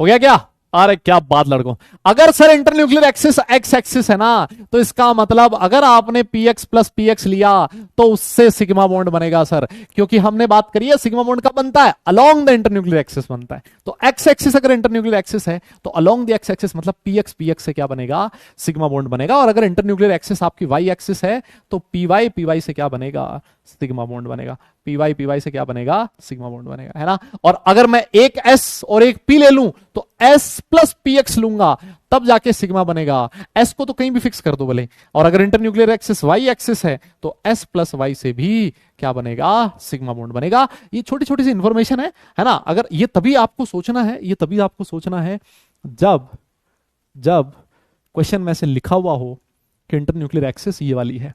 अगर कुछ नहीं लिखा हुआ तो हमेशा इंटरन्यूक्लियर एक्सिस जेड एक्सिस मान के आपको सॉल्व करनी है। बोलो समझ लोगे क्या, हो जाएगा क्या, अरे बोलो इतनी चीज हजम कर लोगे पक्का, इतनी तो समझ में आ गई ना, ज्यादा तो नहीं हो रहा अभी, ऊपर से तो नहीं जा रही ना, बाउंसर तो नहीं जा रहा ना, संभाल लेना इसको। यस बहुत बढ़िया बहुत बढ़िया। अब अगर सिग्मा आपको समझ में आ गया ना, मैं आपको बताऊं पाई आपको समझने से कोई रोक ही नहीं सकता। हाँ पक्का है, पाई आपको समझने से कोई रोक ही नहीं सकता। आप बोलोगे सर समझा दो पाई, आप समझा दो सर पाई, आइए मैं पाई के बारे में समझाता हूं थोड़ा सा। यह है आपकी इंटरन्यूक्लियर एक्सिस, है ना, यह है आपकी इंटरन्यूक्लियर एक्सिस। सारे बच्चों का ध्यान स्क्रीन पे रहे दादा, सब लोग इधर देखो, कोई इधर उधर मुंह नहीं फाड़ेगा। सर ये अगर जेड एक्सिस है और ये रही आपकी पी एक्स, क्या है ये है सर आपका पी एक्स, एक और पी एक्स, इस तरह से ओवरलैपिंग हो रही है। यस आप ऐसे समझो, है ना, आप ऐसे समझो, ये आपके इंटरन्यूक्लियर एक्सिस है। यस ये आपके इंटरन्यूक्लियर एक्सिस है, इधर से एक ऑर्बिटल आया ऐसे, इंटरन्यूक्लियर एक्सिस के परपेंडिकुलर है। देखो ना जेड एक्सिस है और हमारा ऑर्बिटल कौन सा है, पी एक्स है। मतलब अगर ये इंटरन्यूक्लियर एक्सिस ऐसी है ना तो पी एक्स क्या होगा, ऐसा होगा, ऐसे एक px ऐसे होगा, दो px ऑर्बिटल आपस में इस तरह से ओवरलैप कर रहे हैं। पता है इसको क्या बोला जाता है? ऐसी जो ओवरलैपिंग थी ना, इसको आपने क्या नाम दिया था? Head on overlapping.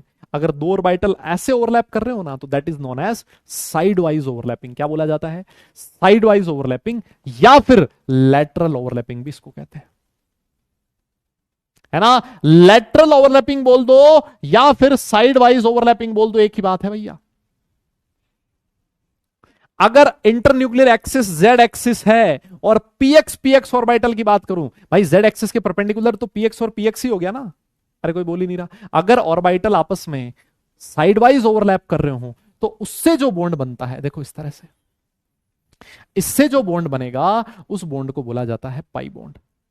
इसको क्या बोला जाता है? Pi bond. तो this is the basic difference between sigma and pi, है ना। This is the basic difference between sigma and pi, lateral overlapping या फिर साइड वाइज ओवरलैपिंग, ठीक है ना। इसको देखो ऐसे भी दिखाया जाता है कहीं पर, है ना। इसको कई जगह अगर ऐसे भी दिखाया हो जाए ना, तो आप लोग घबराना मत, मतलब है ना, घबरा मत जाना आप। इसको, ये इंटरन्यूक्लियर एक्सिस है, देखो प्लस प्लस, ये बड़ा प्लस, ये इलेक्ट्रॉन डेंसिटी है, माइनस माइनस बड़ा माइनस, है ना। इसको क्या बोला जाता है? आधी इलेक्ट्रॉन डेंसिटी इंटरन्यूक्लियर एक्सिस के ऊपर है, आधी इलेक्ट्रॉन डेंसिटी इंटरन्यूक्लियर एक्सिस के नीचे है। वो दिख ही रहा है यहां देखो, ये अगर इंटरन्यूक्लियर एक्सिस है तो आधी इलेक्ट्रॉन डेंसिटी ऊपर है, आधी इलेक्ट्रॉन डेंसिटी नीचे है। पाई बॉन्ड को ऐसा रिप्रेजेंट करने का तरीका है, यस, ऐसा रिप्रेजेंट करने का तरीका है। हमेशा ध्यान दीजिए, हमेशा ध्यान दीजिए, इंटरन्यूक्लियर एक्सिस के परपेंडिकुलर होगा। वहां पर क्या हो रहा था? सिग्मा में क्या हो रहा था? Along the internuclear axis overlapping हो रही थी। पाई में क्या होता है? Perpendicular to the internuclear axis overlapping होती है। क्या मेरी बात समझे क्या? है जी, अरे बोलो ना, क्या मेरी बात समझे क्या? वहां पर अलोंग द इंटरन्यूक्लियर एक्सिस, यहां पर perpendicular to the internuclear axis, because that is your internuclear axis, और ऐसे ऐसे, तो this is perpendicular to the internuclear axis. इसको बोला जाता है पाई बॉन्ड, है ना। साइड वाइज ओवरलैपिंग या फिर लेटरल ओवरलैपिंग, यस, अरे बोलो ना, समझे समझे। इसको नोट कीजिए, नोट हो जाए तो डन लिखिए, फिर मैं आपको एक आधा एग्जाम्पल और देता हूं, फिर हम लोग आगे चलेंगे। यस, फिर हम लोग आगे चलेंगे, फिर हम लोग आगे चलेंगे।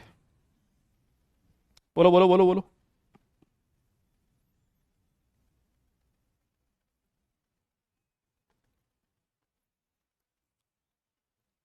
Yes yes yes yes yes, हो जाए तो नोट कीजिएगा, फिर हम लोग आगे चलेंगे, है ना, फिर हम लोग आगे चलेंगे। डन है, डन है, डन है। चलें फिर आगे चलें। हम्म, बहुत बढ़िया सर। अब एक बात बताओ, अब एक बात बताओ, अब एक बात बताओ, मान लो, मान लो, मान लो, आ, मैंने दे दिया इंटरन्यूक्लियर एक्सिस, कौन सी दे रखी है? इंटरन्यूक्लियर एक्सिस, है ना। इंटरन्यूक्लियर एक्सिस मैंने दे दी आपको वाई एक्सिस, और मैंने पूछ लिया आपसे कि बेटा बता, एस प्लस पी वाई से कौन सा बॉन्ड बनेगा, है ना, सिग्मा बनेगा कि पाई बनेगा। दूसरा मैंने पूछ लिया p y plus P y से कौन सा बॉन्ड बनेगा, है ना। तीसरा मैंने पूछ लिया p x plus P y से कौन सा बनेगा, ठीक है। फिर मैंने पूछ लिया p x plus P x से कौन सा बनेगा, और P Z plus P Z से कौन सा बनेगा। चल बता दे। अगर तुझे कहानी समझ में आई है ना, अगर तुझे कहानी समझ में आई है तो तू इसको कर लेगा, और अगर नहीं समझ में आई है तो भैया नहीं हो पाएगा। और दूसरा मैं इंटरन्यूक्लियर एक्सिस लिख देता हूं, एक्स एक्सिस, है ना। और वापस से मेरा सेम वही क्वेश्चन है, सेम वही क्वेश्चन है। एस के साथ पी एक्स बताओ क्या बनेगा, पी एक्स के साथ पी एक्स बताओ कौन सा बॉन्ड बनेगा, पी एक्स के साथ पी वाई बताओ कौन सा बॉन्ड बनेगा, पी एक्स के साथ पी जेड बताओ कौन सा बॉन्ड बनेगा, पी वाई के साथ पी वाई बताओ कौन सा बॉन्ड बनेगा, और पी जेड के साथ पी जेड बताओ कौन सा बॉन्ड बनेगा। जल्दी बताइए। हाँ जी, हाँ जी, हाँ जी, यस यस यस यस। थोड़ा दिमाग पे जोर डालें, है ना, और थोड़ा सोच समझ के इन क्वेश्चंस को करें, नहीं तो गड़बड़ हो सकती है, कहीं पर भी फिसल सकते हो आप लोग, है ना। फिसले ना, बस ये ध्यान रखें। चलो यहां पर ये भी कर सकते हो, पी वाई हो गया ना, p x plus P z, p y plus P z लिख दो, p y plus P z ये भी लिख दो। चलो, इसको क्यों छोड़ रहे हो, ये नाराज हो जाएगा फिर, है ना, है ना, है ना, है ना, है ना। हो गया क्या? यस यस, हो गया क्या? बताओ, हो जाए तो बता देना कि सर हो गया, है ना। हो जाए तो बता देना हो गया सर। ठीक है। हाँ, अरे भाई लोगों, किया क्या? डिस्कस करें क्या? डिस्कस करें? पक्का? चलो आओ देखो सर, अगर मान लो इंटरन्यूक्लियर एक्सिस वाई एक्सिस है, तो एस प्लस पीवाई से तो सर सिग्मा बनेगा, अभी थोड़ी देर पहले बता ही दिया था। और p y plus p y internuclear axis के अलोंग ओवरलैपिंग हो रही है, इसका मतलब यहां से भी सिग्मा बनेगा। सर पीएक्स प्लस पीवाई, दो ऑर्बिटल एक दूसरे के परपेंडिकुलर आ गए सर, यहां तो कॉमन एरिया शेयरिंग ही नहीं होगा सर, यहां कोई बॉन्ड नहीं बनेगा सर, ये तो जीरो ओवरलैपिंग का केस हो गया है। कौन सा? जीरो ओवरलैपिंग का केस। ठीक है। अगर इंटरन्यूक्लियर एक्सिस वाई एक्सिस है, तो जो पीएक्स प्लस पीएक्स है बेटा, ये तो परपेंडिकुलर हो गए ना दोनों। अरे कोई बोल ही नहीं रहा, देखो ये पीएक्स प्लस पीएक्स परपेंडिकुलर हो गए कि नहीं हो गए? तो परपेंडिकुलर में कौन सा बॉन्ड बनता है? पाई बॉन्ड बनता है।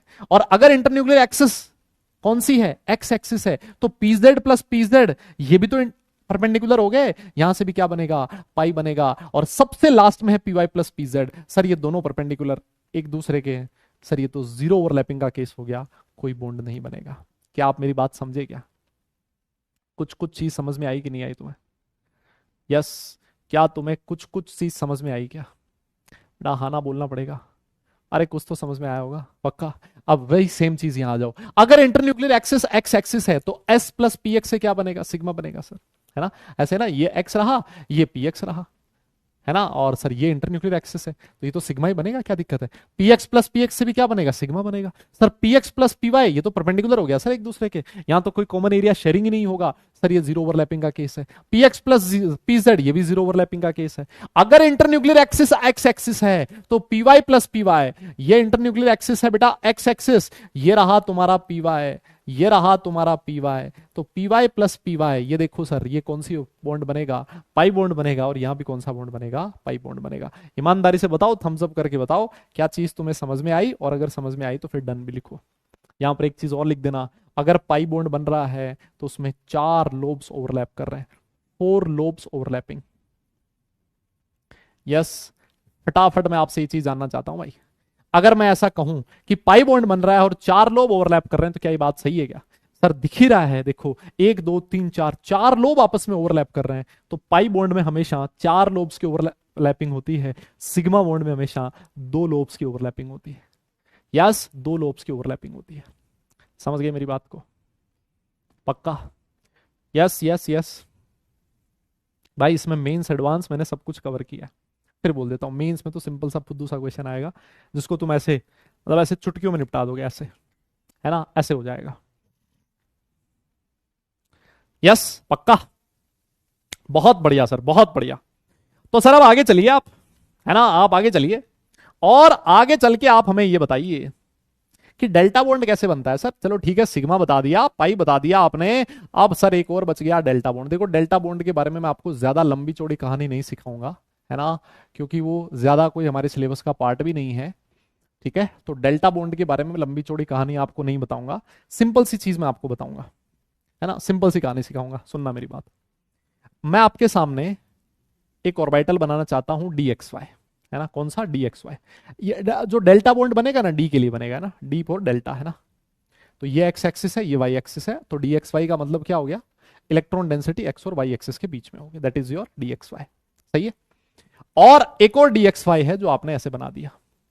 ठीक है, इधर देखना बे, हाँ इसमें निपटा दिए जाओगे, वरना फिर बोलोगे नहीं समझ में आया। मैं प्लस माइनस थोड़ा उल्टा लिखो, है ना? प्लस माइनस माइनस प्लस, है ना? ऐसे लिख दिया। ये भी कौन सा ऑर्बिटल है? डी एक्स वाई ऑर्बिटल है। तो समझना मेरी बात, अच्छे से समझना, अच्छे से समझना। ये वाला जो ऑर्बिटल है, ये वाला ऑर्बिटल है ना, प्लस माइनस वाला केस एक बार के लिए छोड़ो तुम, है ना? मैं प्लस माइनस को इसमें से मिटा रहा हूं अभी, है ना? प्लस माइनस इसमें से मैं मिटा रहा हूं, क्योंकि वो वाला केस अभी थोड़ी देर में देखेंगे, है ना? प्लस माइनस वाला केस अभी थोड़ी देर में देखेंगे। ठीक है, अभी तुम ऐसे समझो इसको, क्योंकि प्लस माइनस और ज्यादा कंफ्यूजन क्रिएट करेगा। एक बार के लिए समझो आप इसको। हाँ, अब समझना मेरी बात, इधर देखना। अगर ऐसा हो जाए कि सर ये वाला जो ऑर्बिटल है वो इसके साथ ओवरलैप कर ले, ये वाला जो ऑर्बिटल है वो इसके साथ ओवरलैप कर ले, ये वाला जो ऑर्बिटल है इसके साथ ओवरलैप कर ले, और ये वाला ऑर्बिटल इसके साथ ओवरलैप कर ले, तो सर यहां कितने लोब्स आपस में ओवरलैप कर रहे हैं? 8 लोब की ओवरलैपिंग हो रही है, 8 लोब्स ओवरलैपिंग हो रही है, बोलिए। और अगर 8 लोब्स की आपस में ओवरलैपिंग हो रही है तो दुनिया इसको पॉजिटिव और सॉरी डेल्टा बॉन्ड के नाम से जानेगी। इस ओवरलैपिंग से जो बॉन्ड बनेगा वो कौन सा बॉन्ड बनेगा? डेल्टा बॉन्ड बनेगा, है ना। थोड़ा बिल्कुल अलग सा है ना, थोड़ा बिल्कुल अलग सा है, यस, अलग सा है थोड़ा, समझना इस बात को। 8 लोब्स की आपस में ओवरलैपिंग हो तो उससे कौन सा बॉन्ड बनेगा? डेल्टा बॉन्ड बनेगा। अब मैं आपसे क्वेश्चन पूछना चाहता हूं, और जिसको समझ में आएगा ना, थोड़ा 3D की चीज है ये ना, हाँ थोड़ा मतलब थोड़ा 3D की चीज है ये। मुझे एक बात बताओ, अगर ये dxy है और ये dxy है, तो 8 लोब कब ओवरलैप करेंगे? जब ये दोनों ऑर्बिटल कौन सी एक्सिस के अलोंग एक दूसरे के सामने आए। क्या कह रहा हूं मैं, वापस सुनो। एक dxy ऑर्बिटल, दूसरा dxy ऑर्बिटल, 8 लोब कब ओवरलैप करेंगे? जब दोनों ऑर्बिटल्स कौन सी एक्सिस के अलोंग ओवरलैप करने चाहिए, कौन सी एक्सिस के अलोंग ओवरलैपिंग से 8 लोब्स की ओवरलैपिंग होगी। क्वेश्चन ये है मेरा आपसे, यस, क्वेश्चन ये है मेरा आपसे, कौन से एक्सिस के अलोंग आए तब जाके ऐसी ओवरलैपिंग होगी। Yes yes yes yes.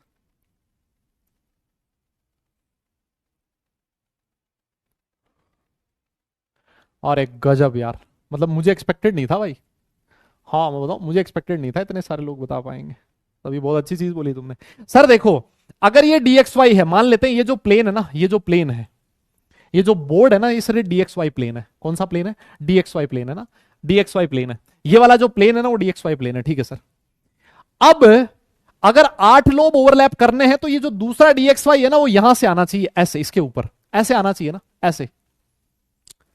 यह है बेटा y एक्सिस, यह है x एक्सिस, और मैं कह रहा हूं आपका dxy यहां से आना चाहिए ऐसे, तभी 8 लोब ओवरलैप करेंगे। तो ये जो एक्सिस है वो कौन सी एक्सिस है? ये जो एक्सिस है वो कौन सी एक्सिस है? सर ये z एक्सिस है। ये जो एक्सिस है कौन सी एक्सिस है? ये z एक्सिस है। क्या मेरी बात समझे क्या?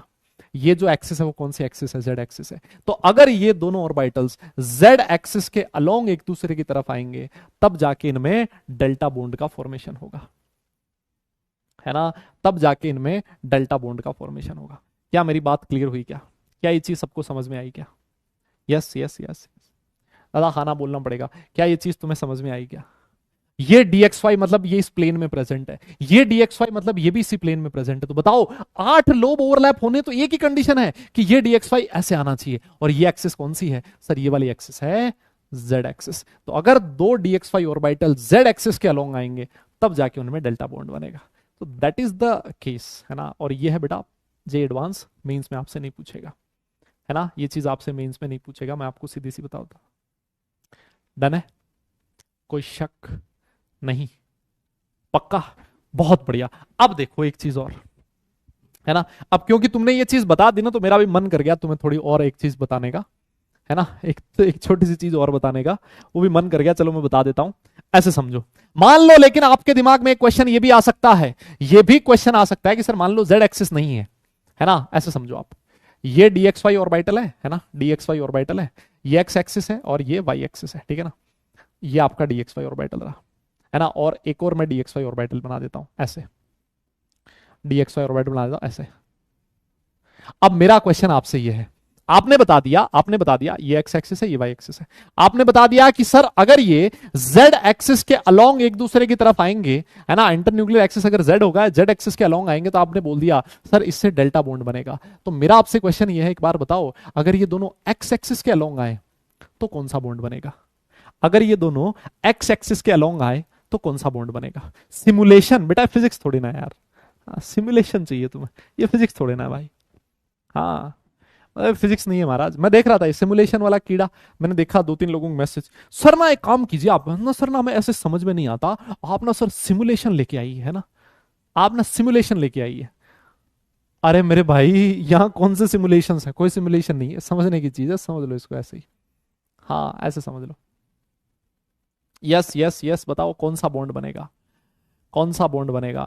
अरे सर ये तो अंडरस्टूड है, अब हमें कहानी समझ में आ चुकी है, हमें कहानी समझ में आ चुकी है सर। ये देखो ये एक्स एक्सिस है, अगर ये एक्स एक्सिस है, अगर ये एक्स एक्सिस के अलोंग एक दूसरे की तरफ आ रहे हैं, मतलब ये ऐसे आएगा, इसकी तरफ ऐसे आएगा, अगर ये ऐसे आएगा तो कितने लोब ओवरलैप करेंगे? ये इसके साथ करेगा, ये इसके साथ करेगा, बस कहानी खत्म।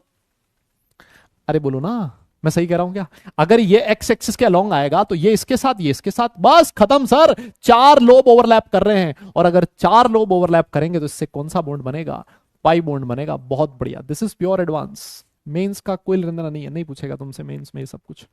अरे सर समझ में आ गया, अगर ये समझ में आ गया तुम्हें तो तुम ये भी बता दो, अगर ये वाई एक्सिस के अलोंग आए एक दूसरे की तरफ तो कौन सा बॉन्ड बनेगा? सर सेम चीज है, सेम यही चीज है। अगर मान लो वाई एक्सिस मतलब ये ऑर्बिटल कहां से आ रहा है? इधर से आ रहा है, एक ऑर्बिटल देखो इधर से, ये वाई एक्सिस के अलोंग आ रहा है इधर से। अगर इधर से आएगा तो ये ऑर्बिटल इसके साथ ओवरलैप कर लेगा, ये ऑर्बिटल इसके साथ ओवरलैप कर लेगा, काम खत्म। सर यहां पर भी चार ओवरलैप है और चार है, इसका मतलब यहां पर भी कौन सा बॉन्ड बनेगा? पाई बॉन्ड बनेगा सर, पाई बॉन्ड बनेगा सर, पाई बॉन्ड बनेगा सर। समझ गए क्या आप मेरी बात को? Yes yes yes yes yes yes. अरे समझे मुन्ना? बोलो वे, समझ में आया कि नहीं आया? तो सर इसकी शॉर्ट ट्रिक बना लें क्या हम?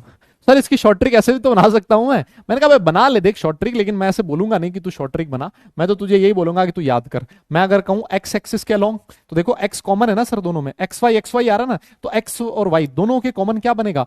पाई बनेगा, और जो बच गया जेड उसके अलोंग क्या बनेगा? डेल्टा बनेगा। अच्छा सर ऐसे याद रख लूं क्या? मैंने कहा रख ले, तेरी मर्जी है ना, तेरी मर्जी है, लेकिन मैं चाहूंगा तो ऐसे समझ ले इसको, याद करे तो ठीक बात है, मतलब याद तो सबसे लास्ट में है ना, याद तो सबसे लास्ट में है, तुझे समझ में आए तो कर लेना, लेकिन ये चीज ज्यादा जरूरी है, समझना ज्यादा जरूरी है। शॉर्ट ट्रिक भी बता दी मैंने, डी एक्स वाई एक्स और वाई दोनों में आ रहा है, तो एक्स वाई आ रहा है, इसका मतलब पाई बनेगा, और जो तीसरा बच गया उससे क्या बनेगा? डेल्टा बनेगा। यस, इससे क्या बन गया? डेल्टा बनेगा। फटाफट से थम्स अप कर दो कि ये बात समझ में आ गई है, और अगर समझ में आ गई तो फिर हम लोग आगे चलेंगे।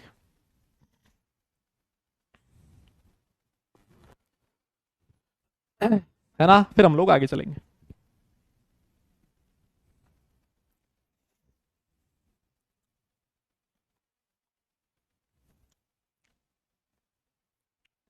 हो गया हो गया हो गया हो गया हो गया, डन है डन है डन है डन है। यस, बहुत बढ़िया सर, बहुत बढ़िया। तो सर एक काम करो आप, सर ना आप हमें होमवर्क दे दो, है ना, आप हमें होमवर्क दे दो सर, आप हमें होमवर्क दे दो ठीक ठाक सा, है ना। तो चलिए मैं आपको होमवर्क दे देता हूं, आप लोग ये खुद से करेंगे, और मैं आपको बता दूं जो बच्चा एडवांस में इंटरेस्टेड हो, है ना, जो सिर्फ जे मेंस के लिए पढ़ना है और सिर्फ स्कूल लेवल का पढ़ना है, वो ये होमवर्क ना भी करे चलेगा, कोई दिक्कत नहीं है। जितना मैंने समझाया उतना अगर समझ लिया तो उसका काम बन जाएगा, ठीक है ना, उसका काम बन जाएगा। लेकिन अगर कोई एडवांस के लिए प्रिपरेशन कर रहा है तो वो इन क्वेश्चंस को जरूर सॉल्व करे, है ना, क्योंकि एडवांस में पूछे जा सकते हैं। ठीक है भाई, है ना, मैं पहले ही बोल दिया भाई। यस, कोई ये बोले मैं सिर्फ स्कूल के लिए पढ़ना चाह रहा हूँ, ये ना करें, फिर नहीं वापस बोलोगे कि सर हमें तो नहीं समझ में आया। कहाँ से समझ में आएगा, तुझे पढ़ना है स्कूल के लिए। जैसे कोई बोलता है कि थोड़ी अच्छी चीज है तो छोड़ देता है उसको, है ना। हाँ तो चलो आ जाओ, मैं आपको कुछ एग्जांपल्स लिख रहा हूं। मान लो यही वाला एग्जांपल मैंने अभी लिखा है, d x Y plus d x y, जैसे मैंने लिखा, ये अगर एक्स एक्सिस के अलोंग अप्रोच करे, वाई एक्सिस के करे, जेड एक्सिस के करें तो कौन सा बॉन्ड बनेगा? ठीक है, एक मैं नेक्स्ट लिख रहा हूं डी वाई जेड, अगर ये एक्स एक्सिस के अलोंग आए, वाई एक्सिस के अलोंग आए और जेड एक्सिस के अलोंग आए तो कौन सा बॉन्ड बनेगा? डी जेड एक्स, ये भी अगर एक्सिस के अलोंग आए, वाई के अलोंग आए और जेड के अलोंग आए तो कौन सा बॉन्ड बनेगा? ठीक है, और d x square y square plus d x square y square, है ना, इसके लिए भी आप ये सारी चीजें लिख सकते हो, है ना।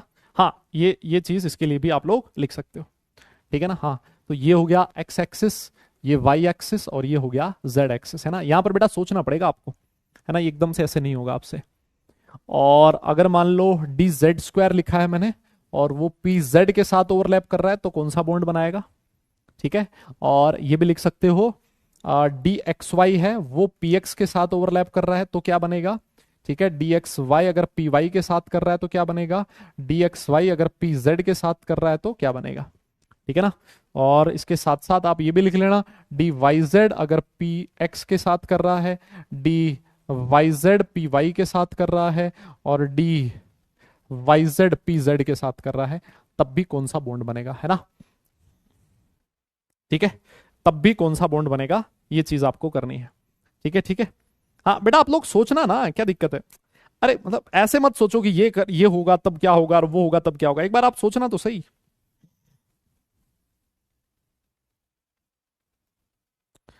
है ना? ठीक है, कर लोगे क्या?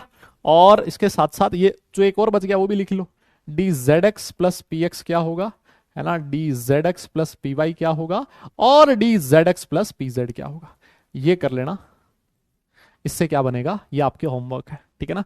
तो इतना एक बार के लिए आप लोग करना, और इसका मैं डिस्कशन डाल दूंगा, ठीक है ना? इसके होमवर्क का डिस्कशन में डाल दूंगा, आप लोग देख लेना, ठीक है ना? जो जो एडवांस के लिए प्रिपेयर कर रहा हो वो देख लेना। लेकिन मैं आपको सीधी सी बात बता दूं, जनरली हमारे से जो एग्जाम में क्वेश्चन पूछा जाता है, एस और पी ही पूछा जाता है। S overlapping, S S overlapping, S P overlapping और पीपी ओवरलैपिंग, है ना? मैं फिर बोल देता हूं, हमारे लिए जो इंपॉर्टेंट है वो कौन सा है, हमारे लिए इंपॉर्टेंट होता है, मैं फिर कह देता हूं, है ना? हमारे लिए जो मेंस के लिए इंपॉर्टेंट है एस एस, एस पी और पीपी, बस ये ओवरलैपिंग है जो हमारे लिए सबसे ज्यादा इंपॉर्टेंट है, इस पर सबसे ज्यादा क्वेश्चन आते हैं। ये वो चीज है जो आगे के लिए पढ़ सकते हो, क्योंकि एडवांस में कुछ भी पूछ सकता है, वहां पर ऐसा कोई फिक्स नहीं होता कि क्या पूछेगा और क्या नहीं पूछेगा, ठीक है ना? इसलिए मैं सारी चीज बताऊं। ठीक है भाई, चलो सर, बहुत बढ़िया है, बहुत बढ़िया सर। अब आप एक बात बता दो, स्ट्रेंथ की बात कर लेते हैं सर। बाप तो ये बताओ, कौन सा बॉन्ड ज्यादा स्ट्रांग है? यस यस यस, आप तो ये बताओ सर कि कौन सा बॉन्ड है जो ज्यादा स्ट्रांग है ना? कौन सा बॉन्ड है जो ज्यादा स्ट्रांग है? देखो सिंपल सी चीज है, इसको आप बहुत तरीके से समझा सकते हो।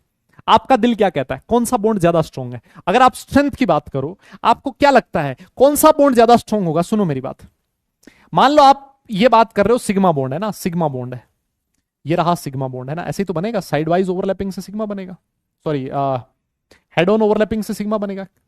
अरे सर देखो, that is your sigma bond. Sir इसमें हो क्या रहा है, सिग्मा बॉन्ड में पूरी की पूरी इलेक्ट्रॉन डेंसिटी एक दूसरे के साथ एक ही जगह पर ओवरलैप कर रही है।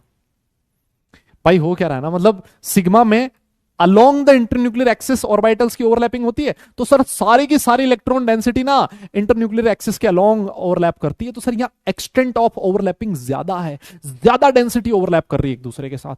अच्छा सर, पाई में क्या होता है? देखो पाई में ऐसा होता है ना दादा, देख रहे यार, देख पाई में क्या होता है, पाई में सर ओवरलैपिंग होती तो है, लेकिन आधी इलेक्ट्रॉन डेंसिटी इसके ऊपर ओवरलैप करती है, आधी इलेक्ट्रॉन डेंसिटी इंटरन्यूक्लियर एक्सिस से नीचे ओवरलैप करती है। सर इलेक्ट्रॉन डेंसिटी बिखर गई है सर, सारी की सारी इलेक्ट्रॉन डेंसिटी एक जगह ओवरलैप नहीं कर रही। इस वजह से पाई बॉन्ड की जो डेंसिटी होती है, पाई बॉन्ड की जो स्ट्रेंथ होती है वो सिग्मा बॉन्ड से कम होती है ना?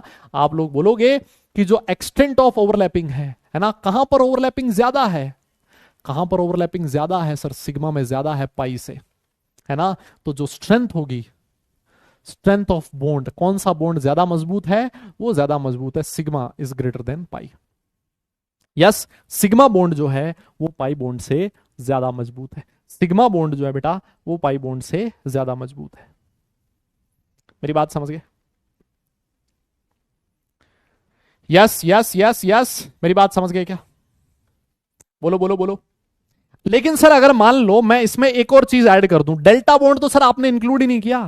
आपको ये चीज ध्यान रखनी है कि जो डेल्टा बॉन्ड की स्ट्रेंथ होती है ना, डेल्टा बॉन्ड की जो स्ट्रेंथ होती है बेटा वो पाई से भी ज्यादा होती है ना? ये ध्यान रखना है, डेल्टा बॉन्ड की जो स्ट्रेंथ होती है ना पाई से भी ज्यादा होती है।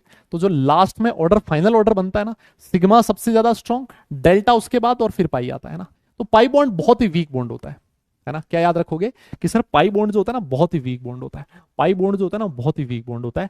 डेल्टा को भी अगर आप लोग इंक्लूड करना चाहो तो इस तरह से इंक्लूड कर सकते हो, है ना? तो जब भी मान लो अगर आप किसी एक एटम से जाके पूछोगे ना कि भाई तेरा मन क्या कर रहा है, कौन सा बॉन्ड बनाने का कर रहा है, और उसको अगर मान लो एक ही बॉन्ड बनाना है, यस, अगर मान लो उसको एक ही बॉन्ड बनाना है और आप उससे पूछोगे कि बता तू कौन सा बॉन्ड बनाएगा, तो बोलेगा भाई मैं हमेशा सिग्मा बनाऊंगा, बिकॉज सिग्मा बॉन्ड की स्ट्रेंथ सबसे ज्यादा होती है ना? सिग्मा बॉन्ड की स्ट्रेंथ सबसे ज्यादा होती है।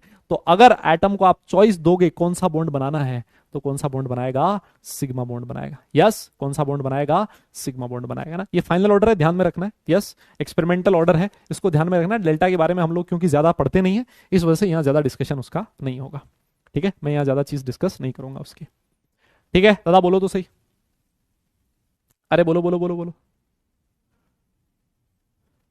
यस यस यस, सही कह रहा हूं क्या मैं? अरे सही कह रहा हूं क्या? मतलब आप इसको इस तरह से भी समझ सकते हो, देखो मैं इसको ऐसे भी समझा सकता हूं अगर आप लोग चाहो तो, मतलब ऐसे भी समझ सकते हो आप लोग। जैसे मान लो एक ऑर्बिटल ये है ना, एक ऑर्बिटल ये, ठीक है, ये न्यूक्लियस है, ये न्यूक्लियस है, इन्होंने आपस में ओवरलैप किया इस तरह से, तो इन दोनों ऑर्बिटल के आपस में ओवरलैपिंग से क्या बन जाएगा, सिग्मा बन जाएगा। अरे बोलो ना, देखो ये दो ऑर्बिटल आपस में ओवरलैप करेंगे, लो सिग्मा बन गया, है ना। और पाई कैसे बनेगा सर, देखो ये वाला एक ऑर्बिटल और है, ये वाला एक ऑर्बिटल और है, दोनों आपस में इस तरह से ओवरलैप करेंगे तो पाई बन जाएगा। मैंने कहा बिल्कुल सही बात है भाई, बात तो सही कह रहा है। अब सोचो ये न्यूक्लियस है ना, इस न्यूक्लियस से इसके जो सिग्मा इलेक्ट्रॉन्स है, ये वाले इलेक्ट्रॉन्स, इनकी डिस्टेंस, और इस न्यूक्लियस से इसके जो पाई बॉन्ड के इलेक्ट्रॉन है इसकी डिस्टेंस, कौन सी डिस्टेंस कम है? हाँ जी, कौन सी डिस्टेंस कम है, बोलो तो सही। सर ऐसा दिख रहा है, ऐसा लग रहा है कि सिग्मा बॉन्ड जो है वो न्यूक्लियस के ज्यादा नजदीक है, जो सिग्मा इलेक्ट्रॉन्स है सर वो न्यूक्लियस के ज्यादा नजदीक है, मतलब इन इलेक्ट्रॉन्स पे न्यूक्लियस का अट्रैक्शन ज्यादा है, और अगर इन इलेक्ट्रॉन पे न्यूक्लियस का अट्रैक्शन ज्यादा है तो सर ये जो बॉन्ड बनेगा ये बॉन्ड मजबूत होगा सर, क्योंकि इन इलेक्ट्रॉन्स को न्यूक्लियस ज्यादा टाइटली अपने साथ बांधे हुए है। पाई इलेक्ट्रॉन जो होते हैं वो न्यूक्लियस से दूर हैं, और न्यूक्लियस से दूर है इनका मतलब न्यूक्लियस का अट्रैक्शन कम है, अट्रैक्शन कम है तो बॉन्ड जो होगा वो वीक होगा सर, है ना। इस तरीके से भी आप लोग चाहो तो समझ सकते हो, है ना, इस तरीके से भी आप लोग अगर चाहो तो समझ सकते हो। एक ही बात है, कोई ज्यादा डिफरेंस नहीं है, ठीक है ना, कोई ज्यादा डिफरेंस नहीं है सर। बहुत बढ़िया सर, बहुत बढ़िया सर, ये चीज एकदम बढ़िया समझ में आ गई, है ना सर, एकदम बढ़िया समझ में आ गया सर। अब एक चीज मुझे और बताओ आप लोग, है ना, एक चीज मुझे और बताओ, अगर मान लो दो एटम है ए एंड बी, इसके बीच अगर सिंगल बॉन्ड प्रेजेंट हो, है ना, ए और बी दो एटम है, इनके बीच सिंगल बॉन्ड प्रेजेंट हो, तो अभी मैंने आपसे कहा वो बॉन्ड हमेशा कौन सा होगा, सिग्मा होगा। अगर दो एटम्स को एक ही बॉन्ड बनाना हो तो वो हमेशा कौन सा बॉन्ड बनाएंगे, सिग्मा बनाएंगे। अगर मान लो उनको आपस में डबल बॉन्ड बनाना है ना, ये देखो डबल बॉन्ड है ना, तो अगर दो एटम्स के बीच डबल बॉन्ड बन रहा है तो हमेशा ध्यान दीजिए एक बॉन्ड सिग्मा होगा, एक बॉन्ड पाई होगा। और अगर मान लो दो एटम्स के बीच ट्रिपल बॉन्ड बन रहा है तो हमेशा ध्यान दीजिए एक सिग्मा होगा और दो पाई होगा, है ना, एक सिग्मा होगा और दो पाई होंगे। हमेशा इस चीज को ध्यान रखें। दो एटम्स के बीच, दो एटम्स के बीच, है ना, between two atoms, between two atoms maximum कितने बॉन्ड बन सकते हैं, है ना, आप बोलोगे दो एटम्स के बीच मैक्सिमम एक सिग्मा और दो पाई बॉन्ड बन सकते हैं, है ना, दो एटम्स के बीच मैक्सिमम एक सिग्मा और दो पाई बन सकते हैं। हमेशा ध्यान रखें, है ना, हमेशा ध्यान रखें, कभी भी एक से ज्यादा सिग्मा बॉन्ड नहीं बन सकता। यस, एक से ज्यादा सिग्मा बॉन्ड कभी भी नहीं बन सकता। अरे यार मतलब ये कॉमन सेंस की बात है ना भाई। सिग्मा कब बनता है सर, सिग्मा बनता है अलोंग द इंटरन्यूक्लियर एक्सिस। अरे तो इंटरन्यूक्लियर एक्सिस तो एक ही होगी ना। अरे डेल्टा की बात नहीं करूंगा भाई, डेल्टा की बात नहीं करूंगा मैं अभी, मैं सिर्फ सिग्मा और उसकी बात करूंगा, सिग्मा और पाई की बात करूंगा, है ना, डेल्टा की बात यहां नहीं करेंगे, है ना।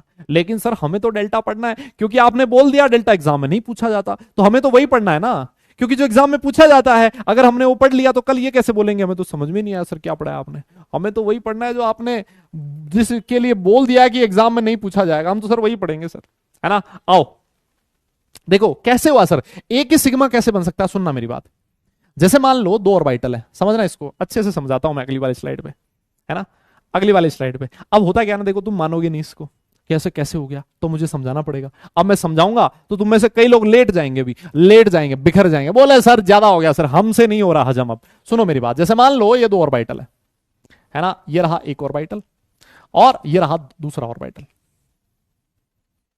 थोड़ा सा ठीक से बना लेते सर, ऐसे क्या बना दिया आपने, थोड़ा सा ठीक बना लेते हैं। और ये है इंटरन्यूक्लियर एक्सिस, ठीक है, ये है इंटरन्यूक्लियर एक्सिस। मान लिया कौन सी एक्सिस है, जेड एक्सिस। तो ये ऑर्बिटल कौन सा रहा होगा, पीजेड, और ये भी कौन सा रहा होगा, पीजेड, है ना, ये भी पीजेड और ये भी पीजेड। तो इन दोनों की ओवरलैपिंग से कौन सा बॉन्ड बन गया, सिग्मा बन गया सर। सर एक बात बताओ, सर एक बात बताओ सर, इसके पास एक पीवाई ऑर्बिटल भी तो होगा। मैंने कहा ये ले, ये रहा तेरा पीवाई ऑर्बिटल, मतलब ये रहा तेरा पीवाई ऑर्बिटल, ये रहा पीवाई और ये रहा पीवाई। यस, अब तू एक बात बता, इंटरन्यूक्लियर एक्सिस तो एक ही हो सकती है ना दो एटम्स के बीच, दो एटम्स के बीच इंटरन्यूक्लियर एक्सिस तो एक ही हो सकती है। अरे तो भैया अलोंग द इंटरन्यूक्लियर एक्सिस एक ही तो बॉन्ड बन सकता है। मान लो इंटरन्यूक्लियर एक्सिस जेड एक्सिस है तो पीजेड पीजेड एक ही तो बॉन्ड बनेगा।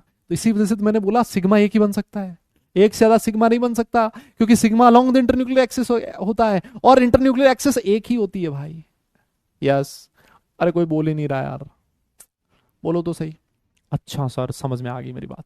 अब देखो अगर पीवाई पीवाई ओवरलैप करेगा तो पीवाई पीवाई तो इंटरन्यूक्लियर एक्सिस के परपेंडिकुलर हो गया ना भाई, इंटरन्यूक्लियर एक्सिस तो ये है और ये परपेंडिकुलर हो गया, तो सर ये वाला बॉन्ड कौन सा है, ये वाला बॉन्ड तो पाई हो गया सर, है ना। देखो पीजेड पीजेड से कौन सा बॉन्ड बना, सिग्मा बन गया, पीवाई पीवाई से कौन सा बना, पाई बन गया।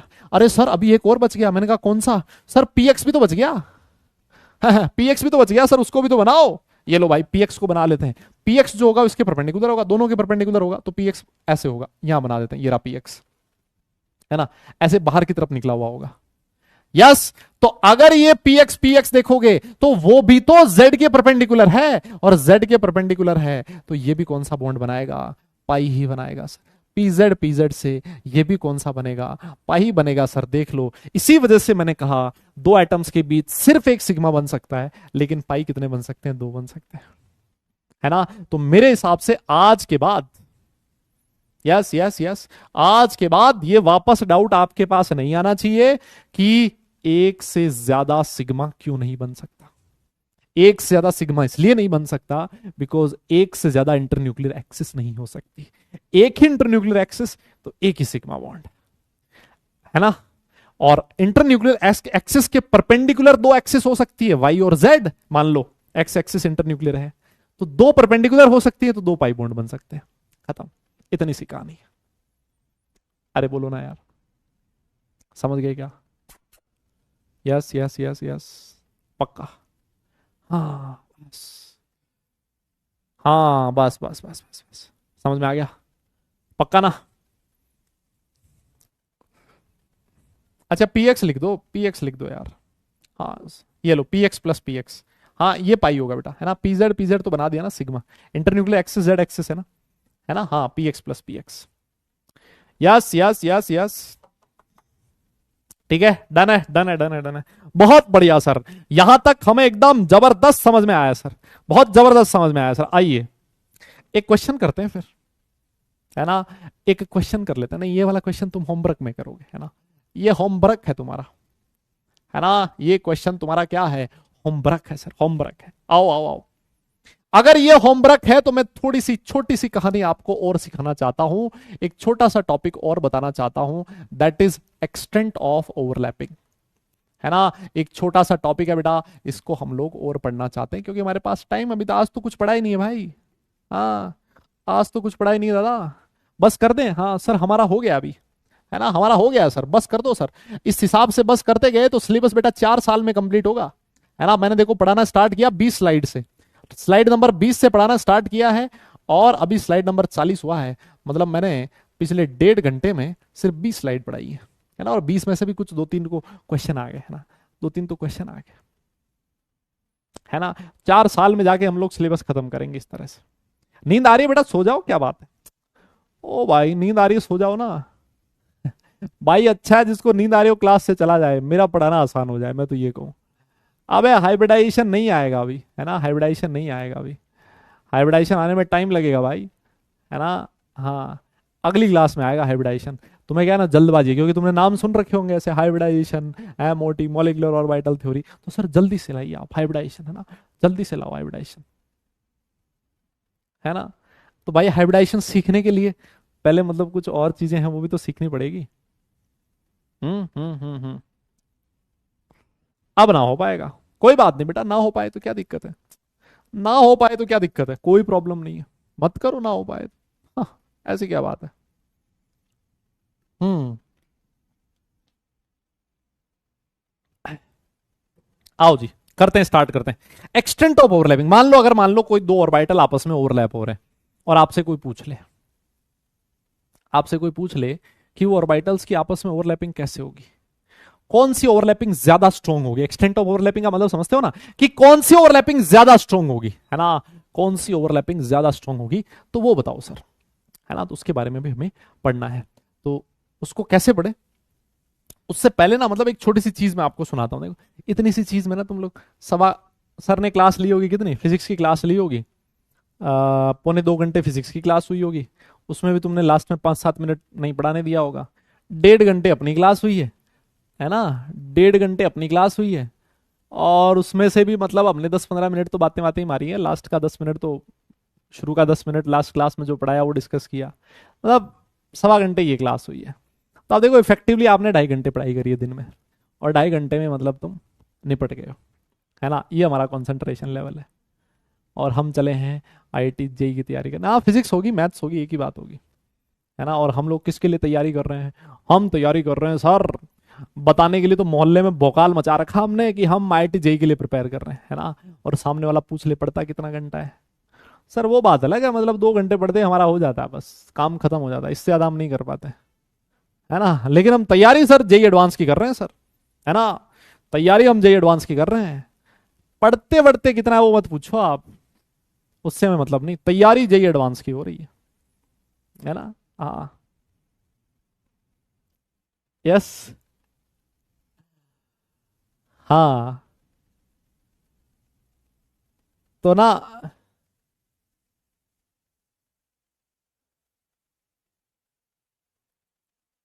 चलो आओ थोड़ा सा पढ़ते हैं, है ना, फिर उसके बाद एक छोटी सी कहानी सुनाऊंगा तुम्हें। आओ पढ़ते हैं पहले, है ना। जैसे मान लो आपसे एक क्वेश्चन आया, है ना, एक क्वेश्चन आया आपके सामने कि बेटा एक बात बता, एक ओवरलैपिंग दे रखी है तुझे 1s 1s, है ना, दो 1s ऑर्बिटल आपस में ओवरलैप कर रहे हैं। एक दे रखा है तुझे दो 2s ऑर्बिटल आपस में ओवरलैप कर रहे हैं, और एक दे रखा है दो 3s ऑर्बिटल आपस में ओवरलैप कर रहे हैं, है ना। तो ये बात बता दे कौन सी ओवरलैपिंग सबसे जबरदस्त हो रही है ना। एक्सटेंट ऑफ ओवरलैपिंग कहां पर सबसे ज्यादा है, बताओ देखे क्या कहता है आपका दिल, क्या कहता है? हाँ, आपका दिल क्या कहता है? यस यस यस, आपका दिल क्या कहता है? कौन सी ओवरलैपिंग सबसे ज्यादा जबरदस्त है जी। वैसे ही मान लो एक और मैंने लिख दिया 2p 2p, है ना। एक लिख दिया मैंने 3p 3p, और एक लिख दिया मैंने 4p 4p। क्या कहता है आपका दिल, कौन सी ओवरलैपिंग ज्यादा है, कौन सी ओवरलैपिंग सबसे स्ट्रांग है?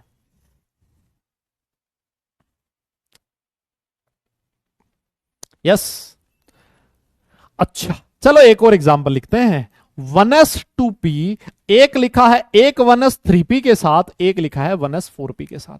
अगर मान लो कभी भी आपसे क्वेश्चन पूछे कि बताइए एक्सटेंट ऑफ ओवरलैपिंग कहां पे ज्यादा हो रही है, तो मैं आपकी जानकारी के लिए बता दूं ऐसे क्वेश्चंस को कैसे करना होता है ना। आप सबसे पहले काम कीजिए, फाइंड n1 + n2। सर ये n1 + n2 क्या हो गया बेटा? n1 और n2 क्या है? शेल नंबर है। ये क्या है दादा? शेल नंबर है। ये आपको फाइंड करना है। फिर उसके बाद आप बोलोगे n1 + n2 की वैल्यू जहां पर कम होगी, एक्सटेंट ऑफ ओवरलैपिंग वहां पर ज्यादा होगी, है ना, वहां पर बहुत जबरदस्त ओवरलैपिंग होगी, है ना। और ओवरलैपिंग ज्यादा है मतलब बॉन्ड भी मजबूत होगा। सर यहां पर इसको डिस्कस करते हैं, देखो यहां n1 की वैल्यू कितनी है? 1 है। n2 की वैल्यू भी 1 है, तो यहां n1 + n2 कितना हो गया बेटा? 2 हो गया। यहां देखो n1 कितना है? 2। n2 कितना है? 2। तो सर n1 + n2 कितना हो गया? 4 हो गया सर। यहां n1 = 3, n2 = 3। सर यहां n1 + n2 कितना हो गया? 6 हो गया सर। n1 + n2 की वैल्यू सबसे कम है, इसका मतलब एक्सटेंट ऑफ ओवरलैपिंग यहां सबसे ज्यादा होगी। हमेशा ध्यान रखें, जितनी छोटी साइज का ऑर्बिटल होता है ना, जितना छोटा ऑर्बिटल होता है ना, उतनी ही अच्छी ओवरलैपिंग करता है ना। एक्सटेंट ऑफ ओवरलैपिंग उतनी ही अच्छी होती है, हमेशा ध्यान रखें। छोटे ओवरलैपिंग, छोटे ऑर्बिटल में मैक्सिमम इलेक्ट्रॉन डेंसिटी एक दूसरे के साथ ओवरलैप करती है, तो इस वजह से एक्सटेंट ऑफ ओवरलैपिंग वहां सबसे ज्यादा होगी। यहां चेक करो, यहां n1 + n2 कितना आएगा सर? 4 आएगा। यहां n1 + n2 यहां पर भी कितना आएगा? 6 आएगा। n1 + n2 कितना आ गया सर? 8 आ गया। मतलब यहां पर भी एक्सटेंट ऑफ ओवरलैपिंग का ऑर्डर ये होगा। यहां पर अगर मैं पूछूं n1 + n2 कितना आएगा, आप बोलोगे सर 3 आएगा। n1 + n2 कितना आएगा? 4 आएगा। n1 + n2 कितना आएगा? 5 आएगा। तो सर यहां पर भी एक्सटेंट ऑफ ओवरलैपिंग ज्यादा होगी। ऐसे क्वेश्चंस को इस तरह से करना होता है। Yes yes yes yes yes, ठीक है। तो इस तरह से आप लोग बताओगे, ठीक है ना। इसको एक बार नोट करो। एक हल्का सा एग्जांपल और देता हूं। आप में से कई लोगों के दिमाग में ये भी क्वेश्चन आ रहा होगा, सर ऐसा भी तो हो सकता है n1 + n2 की वैल्यू सेम हो जाए, ऐसा हो सकता है ना। तो सर उस केस में क्या होगा, एक बार ये नोट करो, फिर हम लोग आगे चलते हैं, है ना। दूसरा वाला केस बताता हूं, दूसरा वाला केस बताता हूं।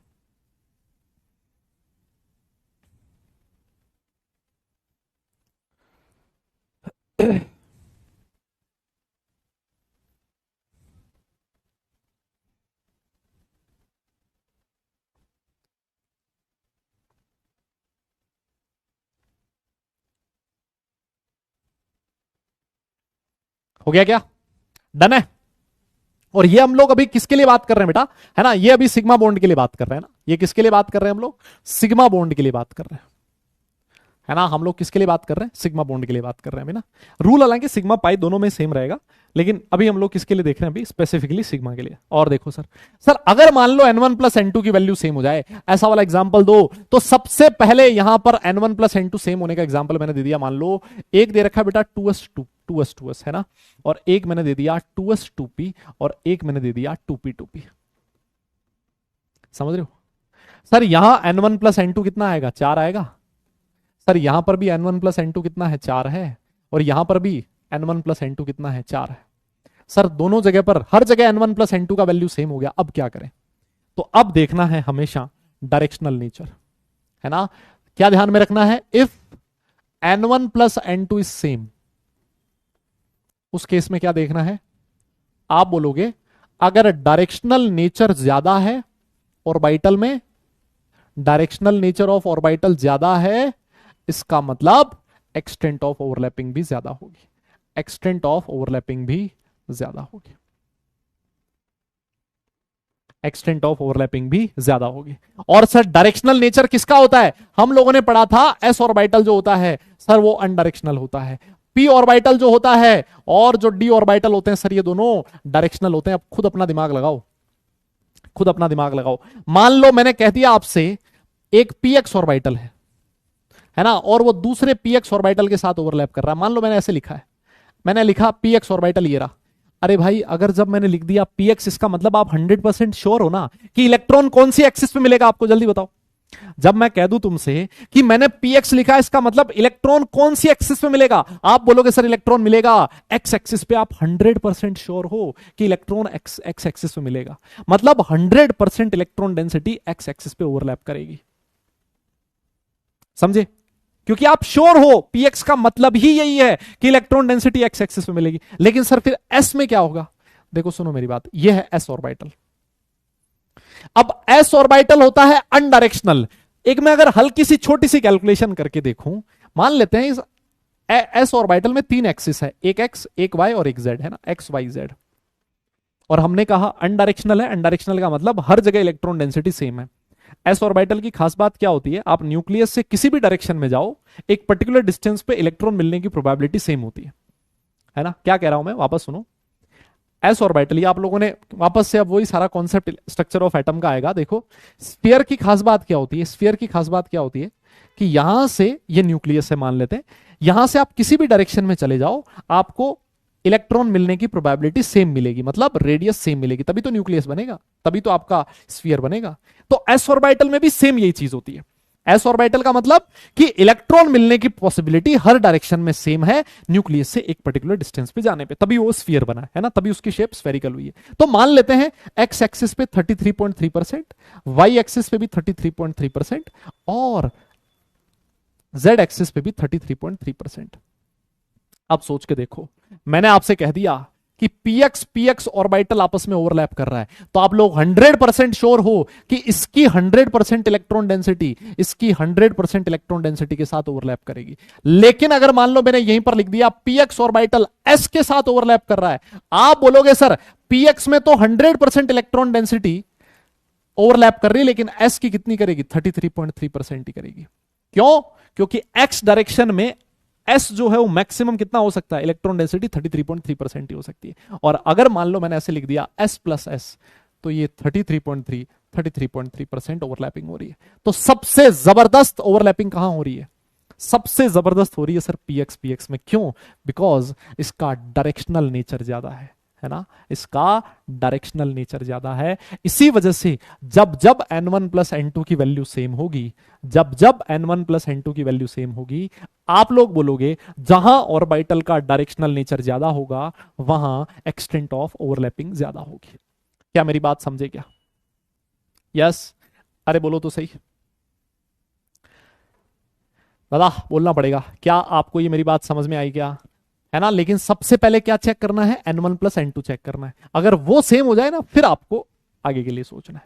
ठीक है। और अगर मान लो यही पर ऐसे दिया हुआ दे दूं मैं, 3s दे रखा है, एक सर 3s 3p दे रखा है, एक सर 3p 3p दे रखा है, तो सर यहां पर डायरेक्शनल नेचर सबसे ज्यादा है, एक्सटेंट ऑफ ओवरलैपिंग का ऑर्डर ये हो जाएगा, है ना, एक्सटेंट ऑफ ओवरलैपिंग का ऑर्डर ये हो जाएगा। Yes, done. चलिए फिर बस आज के लिए इतना ही करेंगे, है ना, आज के लिए बस इतना ही करेंगे। आज भी कुछ आपको ज्यादा सॉल्व करने लायक नहीं है ना, यही वो क्वेश्चंस है होमवर्क, और आज आपको डीपीपी भी नहीं मिलेगी, है ना, आज डीपीपी छोड़ सकते हैं, कोई दिक्कत नहीं है, आप सिर्फ लोग रिवीजन करें ना, क्योंकि आज भी हमने एक बार फिर से 1.25 घंटे की क्लास एकदम मतलब कर दी खत्म जैसे तैसे, लेकिन ज्यादा कुछ नहीं पढ़ पाए हैं, इस वजह से आज भी आपके पास कोई ज्यादा क्वेश्चन होमवर्क में करने को नहीं है। आप मॉड्यूल के क्वेश्चन चाहो तो छोड़ सकते हो, अभी उनको करने की कोई जरूरत नहीं है ना। चलिए फिर, थैंक यू सो मच, आज इतना ही पढ़ेंगे, है ना। अगली क्लास अपनी इस वीक में अपनी जो 4 क्लास थी वो चारों की चारों क्लास खत्म हो चुकी है, इस वीक की चारों क्लासेस खत्म हो गई। तो अब मैं आपकी सैटरडे को शायद एक क्लास होती है ना, सैटरडे को आपकी एक ही क्लास होती है, तो हो सकता है उस एक क्लास की जगह मैं आपको कुछ रिकॉर्डिंग दे दूं। यस, मैं आपको कुछ रिकॉर्डिंग दे दूं, और नहीं तो मैं संडे को फिर कुछ एक्स्ट्रा रिकॉर्ड करके आपको दे दूंगा, ठीक है ना, क्योंकि थोड़ा सा अपने को सिलेबस को कैच करना पड़ेगा ना, है ना। इतना धीरे धीरे हम लोग पढ़ेंगे क्लास में, और उसमें भी तुम रोने लग जाओगे, तो फिर सिलेबस तो मुझे लग रहा है कि ये 3-4 महीने केमिकल बॉन्डिंग ही चलेगा, ठीक है। तो कोई बात नहीं, अगर हम लोग क्लास में हर क्लास में थोड़ा कम पढ़ रहे हैं कोई दिक्कत नहीं है, लेकिन उसको कवर करने के लिए मैं वीक में या फिर इस सैटरडे या संडे में से कोई एक दिन थोड़ा सा एक्स्ट्रा दे दूंगा आपको, है ना, 1-1.5 घंटे का, ज्यादा नहीं होगा, है ना, थोड़ा सा 1-1.5 घंटे का एक्स्ट्रा पार्ट दे दूंगा, ठीक है, ठीक है। हाँ, तो वो हम लोग कर लेंगे, जैसे कि मतलब एकदम से पीछे ना रहे हम। और ये चीज हमेशा ध्यान रखें, अगर कोई एक्स्ट्रा पार्ट आपको मिल रहा है ना, तो इट्स योर रिस्पॉन्सिबिलिटी कि उसको खत्म करें, क्योंकि अगर वो नहीं पढ़ के आओगे ना, तो उससे फिर आगे वाली कहानी नहीं समझ में आएगी, पहले बोल देता हूँ, है ना, उससे आगे फिर आपको कुछ नहीं समझ में आएगा। और ये चैप्टर ऐसा है ना, ये चैप्टर ऐसा है ना, जो आज वाली क्लास में नहीं आया उसको कल वाली क्लास नहीं समझ में आएगी, क्योंकि आज मैंने सिग्मा और पाई बताया, अब ये सिग्मा और पाई इस चैप्टर में हर जगह काम में आएगा, तो जिसको ये नहीं पता कि सिग्मा और पाई क्या होता है, उसको फिर आगे चीजें नहीं समझ में आएगी। और सबसे बड़ी दिक्कत यही होती है क्लास 11th में, कि बच्चा क्या होता है ना, सीरियस नहीं होता, उसको लगता है कोई बात नहीं, ये क्लास छोड़ दी, अगली क्लास में समझ में आ जाएगा, नेक्स्ट क्लास छोड़ दी, उससे नेक्स्ट में समझ में आ जाएगा, लेकिन ऐसा होता नहीं है, धीरे धीरे वो टाइम निकलता जाता है ना, ठीक है। हाँ, तो मतलब आप रेगुलर रहें, कहने का मतलब मैं आपसे ये कहूंगा, और रिवीजन की जो स्ट्रैटेजी मैंने बताई है उससे आप रिवाइज करते रहें, चीजें आप देखोगे आपके लिए बहुत आसान होती जाएगी, है ना, धीरे धीरे बहुत ईजी होता जाएगा, ठीक है। इस चीज को ध्यान रखें, नहीं नहीं 3 घंटे तुम नहीं झेल पाओगे, हाँ 3 घंटे तुम नहीं झेल पाओगे।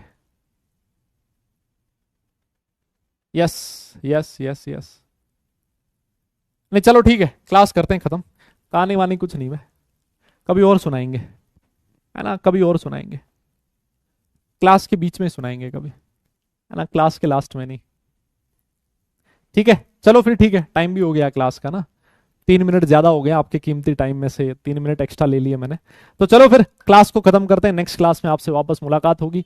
सारे लोग अपना ख्याल रखें, खुश रहें, हंसते मुस्कुराते रहें, और ज्यादा पढ़ाई जरूर करते रहें, क्योंकि काम तो पढ़ने से चलेगा, सिर्फ मुस्कुराने से नहीं, ठीक है। नेक्स्ट क्लास तक के लिए tata bye bye, love you all.